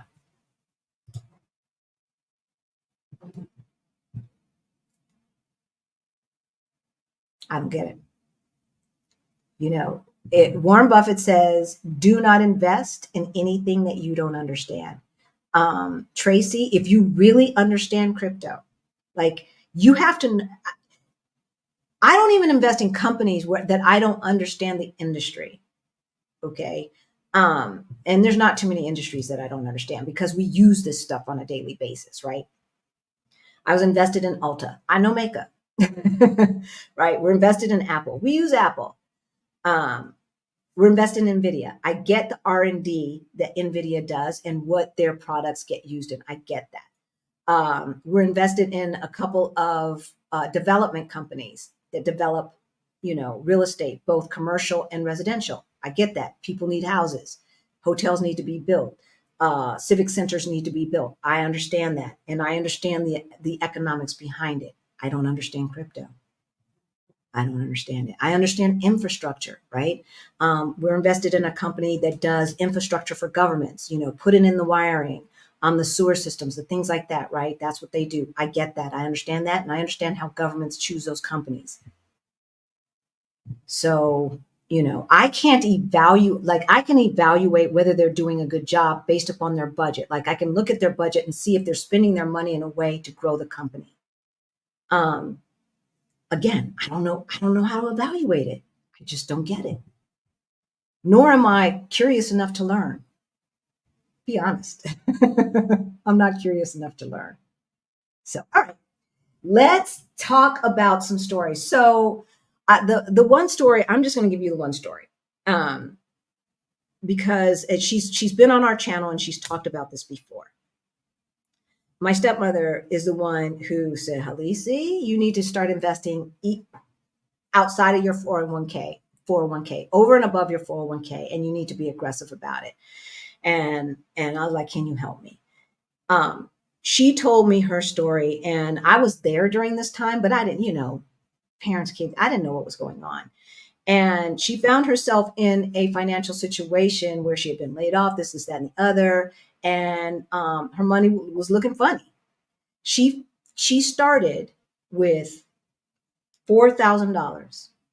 $4,000. And again, she didn't know really what she was doing, but she knew she needed to invest because all them white folks around her were investing. People she played tennis with and this and that. What are you invested in? What are you invested in? She's like, oh, I need to do this. I need to do this. And so she took the whole 4,000 and put it in Apple back in the 90s. Needless to say, by the time, so that was in the 90s, then she started more and more and more, right? Like she started investing regularly and taking chunks and putting that on automation, right? She probably did not need to work. Once all the kids were out of college, she probably has not needed to work for the past 10 years. And now she's not going to anymore. She's like, you know what? I'm finished. I have enough. She's been done, had enough. She has been done, had enough. But she did not start until she was 54 years old. And I want to say that by starting at 54 back in the 90s, by the time she was 63, 64 years old, kids, tuition notwithstanding, she was probably in a position to choose whether she wanted to work or not. And she definitely has the type of job that is like, it's an easy job and it's a passion job at this point, right? But even that, she's like, you know what? I want my time back. I want my time back. And that's something that you really can't buy. You only get what you get, right? And when God says it's time to go, it's time to go. So we keep saying tomorrow, tomorrow, tomorrow, tomorrow, but it's not promised and you might not have too many more tomorrows. So do the thing today so that you can maximize the time that you do have on earth. So I'm not sure who this is because it is a symbol. Hi there, lotus flower. We are not invested in REITs because we have physical real estate, but I am researching. I've got a list of REITs that I am researching. So we probably will be putting some money into some REITs. But right now we're not. Pork futures. Okay, trading places. Mm-hmm. I eat enough pork that maybe I should be invested in pork futures. All right. All right. So we talked about some real life stories now. Overcoming common obstacles and fears. Your fear, I don't know. Was it why did you not want to do your 401k? Because it's like, you I know, told you. one of the common fears is not enough time. I told you. That was one of the things, That right? was it. I Not was enough time. not planning on being there. Right. And you know, as long as I was there, and then as time went on and we had another discussion about it, I said, well, it's probably too late for me to do it. And then we, you know, decided, no, it's not too late. Let's go on and do this. Yeah. Um, I think the thing is for us overcoming the fear. My main fear was having to work until I died. Okay, having to work until I died, and so we are giving you the blueprint, and there's other people out there that have the blueprint. I'm hoping that after this you can see a clear path, because I mean, in 2018, when we had that meeting with that so-called financial advisor, and and the situation looked so dismal, our retirement looked like government cheese, and our biggest, vacation was going to be going to Vegas or something, like and that's just not me. Like we were adventurous, right? And so and we had already gone to, I want to say, have we gone to Europe yet? Maybe not, maybe not. No, we had been to South Africa, but we Oh hadn't yeah, been but we hadn't done that European trip. And so, it was so dismal. He was so depressed after that. To me, that's the biggest fear. The biggest fear is not figuring this thing out. And it is figure outable. It is figure outable. Okay. No matter what your situation is. If you need to book a one-on-one call to talk about your specific situation, that information is in the description below. You also might want to check out 50 years old and broke, do this now, where we have 3 different case studies, because figuring out this thing for yourself is not about, okay, step 1, I just do this, step 2, I just do that, because everybody's situation is different. It's a thought process. Yeah. It's a creative thought process. And so when you see us break down what the options are for those 3 case studies, then you can start seeing yourself in some of those situations. We've done actually about 3 different ones that we've pointed out case studies. Another one Yeah. was House Rich Cash Poor, where we did a case study and gave an example of how you can turn the equity into your house into your retirement. Okay, so all of that stuff is out there, and you can overcome your fears by having a plan. For me, I get anxious when I don't have a plan. So figure out what you need so that you can eliminate that anxiety. Having that 2 years living expenses. And then we just checked out our investment accounts today, and it's like, oh, because I know the stock market took a hit about 2 weeks ago. It came back. It must come back, because I don't know. When I heard that it had taken a hit, I was just looking at specific things, but money is flowing in. Money is flowing in, and we're making money right now as we sit here and talk to you. Not from this YouTube video, right? But money is being made. Yeah. So dealing with setbacks, stuff happens. Stuff happens. That emergency fund is going to be your North Star. It really, really is, because as you're trying to build wealth, the last thing you want to do is have to get back in debt. Now, a medical setback in the United States can be big. Kamala's talking about eliminating people's medical debt, y'all. Yeah, to where it can't go against your credit. At least it doesn't go against your credit score, right? Shoot. Yeah. Them hospitals better lower that cost, because if it didn't go against my credit score, it's like, I'll just wait it out. I'm gonna wait it out, because it's extortionist. It's just extortionist. We were talking to this young man. He's a friend of ours, actually, a couple of days ago, and he had just gotten an MRI. He was an athlete, and all former athletes, whether you played professional or not, just dedicated athletes, it tears up your body, right? So he's young, but he had a little whatever with his knee or his shoulder, whatever. Got an MRI, and then with his insurance, he paid €60, y'all. €60 for that MRI. But he saw the price before the insurance, and as we've told you before, it would have, because it was the same price for us, 150 without insurance for the MRI. Okay. So perhaps the move abroad can be part of your plan to reach financial independence. Can you go remote on your job? Can you get transferred to the UK or the Spain or even Portugal office, right? One of the people that we know who asked, he said, I want to move. Do you have any openings? They're like, you know what, we do. Yes, we do. And so he's out of the UK office, but he gets to live here in Portugal. So I think he goes back to the UK. No, he doesn't even have to do that because they have some kind of satellite office here. He'll travel, he does travel, not a lot, but he does go from place to place sometimes. From time to time. But for the most part, back home, I don't think he's here. ever gone for over a week. Exactly. For the most part, he is here, or if he's traveling with his family and they're going someplace fun. Right. So you want to anticipate all potential setbacks. If health is a concern for you, plan accordingly. If you know that you've got a special needs person in your household or in your family that you might have to be partially responsible, plan accordingly. Right. And then that why for five. We actually physically wrote a letter breaking up with the Joneses. We told the Joneses we ain't competing with you no more. We're not trying to keep up with you anymore.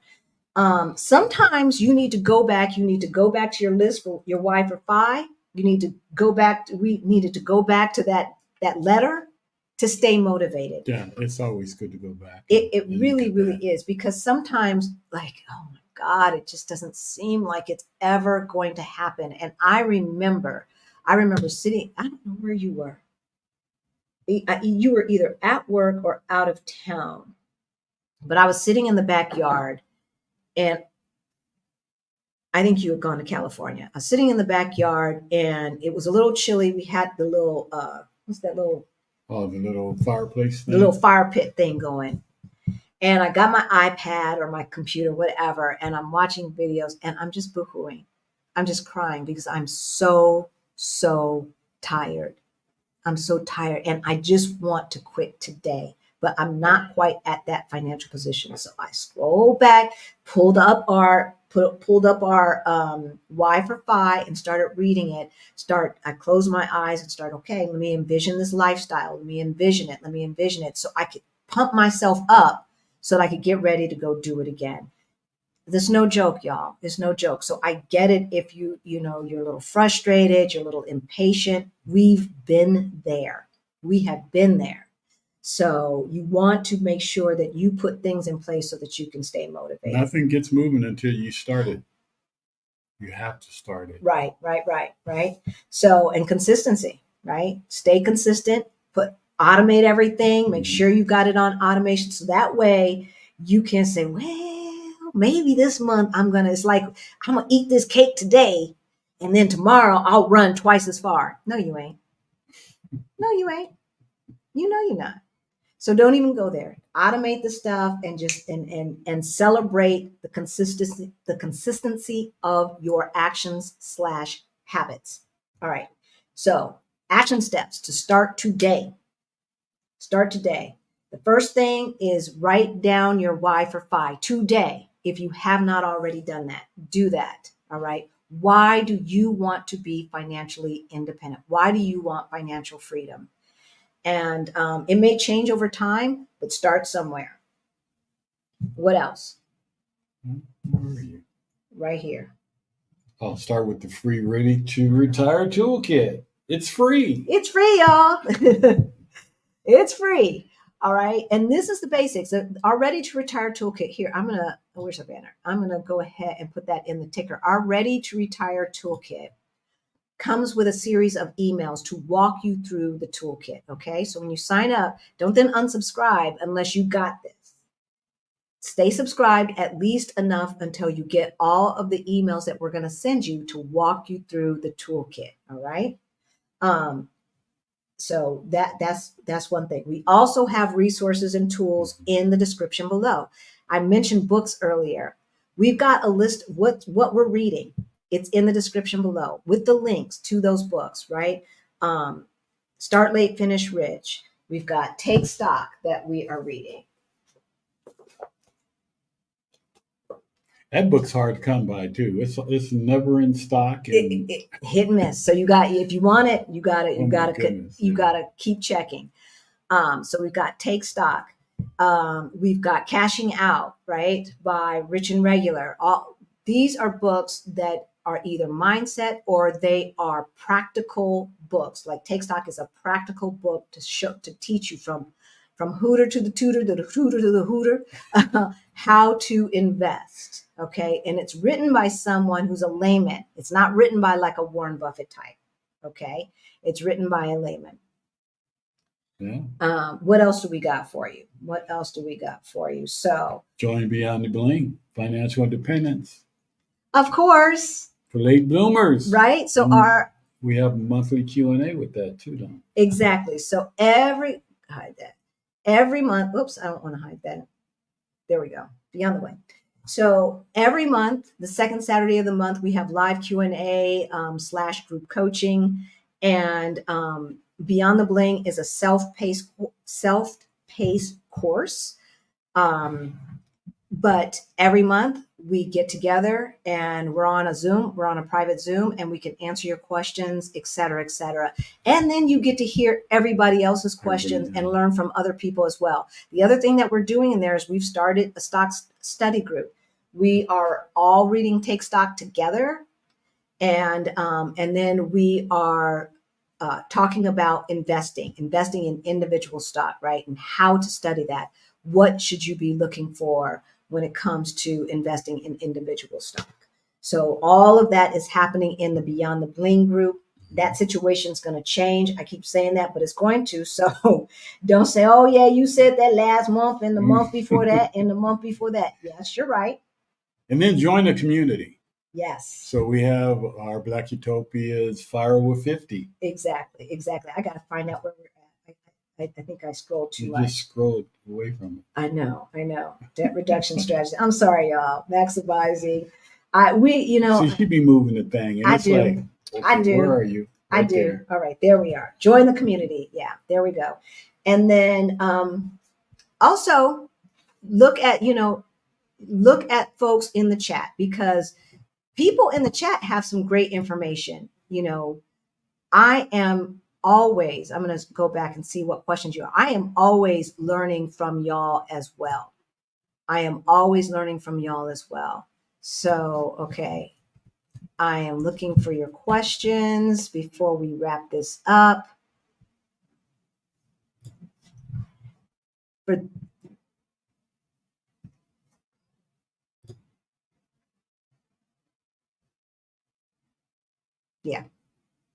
Yeah. She didn't do the index fund route. She has been a member of Better Investing since the 90s. And so she was always learning to look for those undervalued companies and then ride the wave, right? So she was invested like in Peloton way back in the day. And then when they started acting stupid, she sold. She's like, okay, I'm going to give them a rest for a while, and I'm going to find another company, another consumer-based company that I want to put my money in. And so that's what she does. All right. And yeah, she changed her situation around in 9 years. Now, for those of you who watch Our Rich Journey, they did it in 8 years. They did it a different way.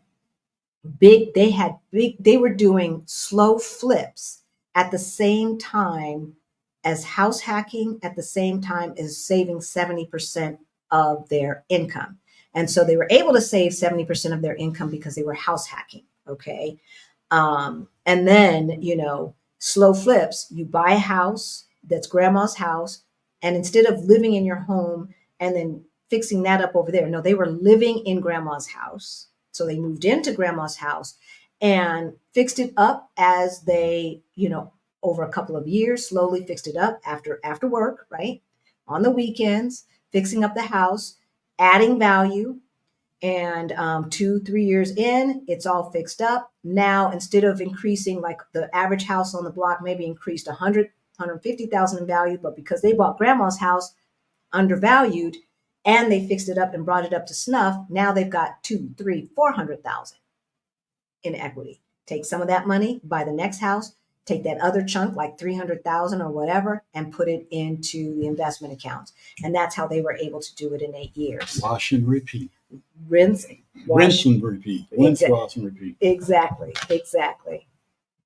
So yeah. Did you meet with the financial advisor to tell him you were retiring? We sure did. Oh yeah. He called us for a meeting. And when we told him what was going on, he's like, really? And we laid it out. It was a whole different conversation than that first conversation, because we still have long-term care insurance through that company. I don't think he is still with them. But the last time we talked to him, instead of him doing the talking, I did the talking. I'm like, yeah, so here's the deal. I don't need that life insurance anymore. We got our own life insurance. It's called investments. So we don't need that. There's no point in me paying for that because we got more money in that in our accounts. And he's like, oh, I was like, oh yeah. I said, we've been saving 65% of our income and this is what we were invested in. And, we rolled over. So he still did have a couple of tips. Yeah, so while we were still working and we were putting money into the IRA, he's like, the high growth companies, buy those in your IRA and at least you can get that growth without paying taxes. And I was like, oh snap, okay.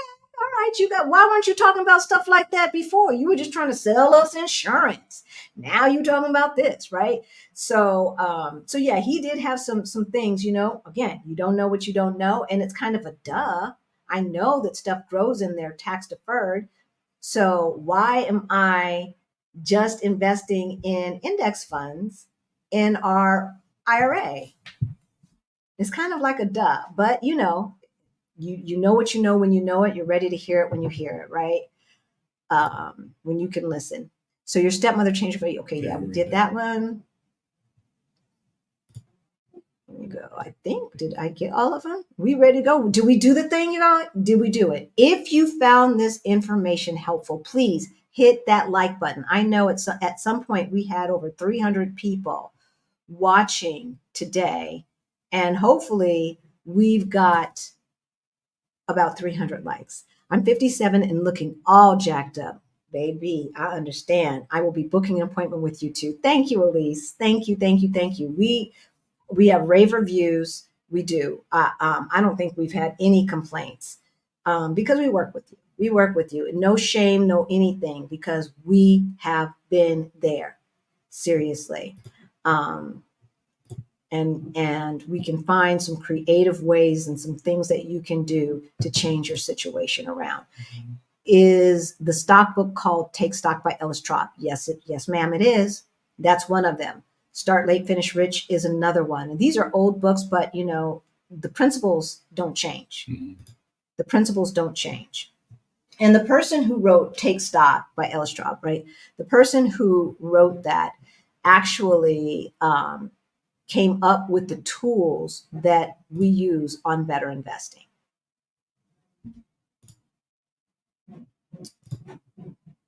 So he is a smart guy. I want to say, I can't remember. I want to say he was like a truck driver or something. Okay, we're looking for these. Jazzy D, I got that one. We just got that one. Okay, all right. Only 2 more questions. Yay. 200 people, only 153 likes. Come on, y'all. Show us some love. Show us some love. We worked hard on this episode. We did. We worked hard at coming up with these steps.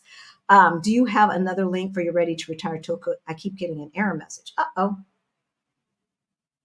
Look in the description below, Nichelle. Or did you do the one that I had up, or did you do the description below? So I might need to change the banner. I actually haven't used that in a minute. Let me see if there is another one. Yeah. Okay. Here, I'm going to grab it. I'm going to grab it from here. This is where you can go. I'm going to grab this. I'm going to put it in the chat right now. This is the one that is in the description below.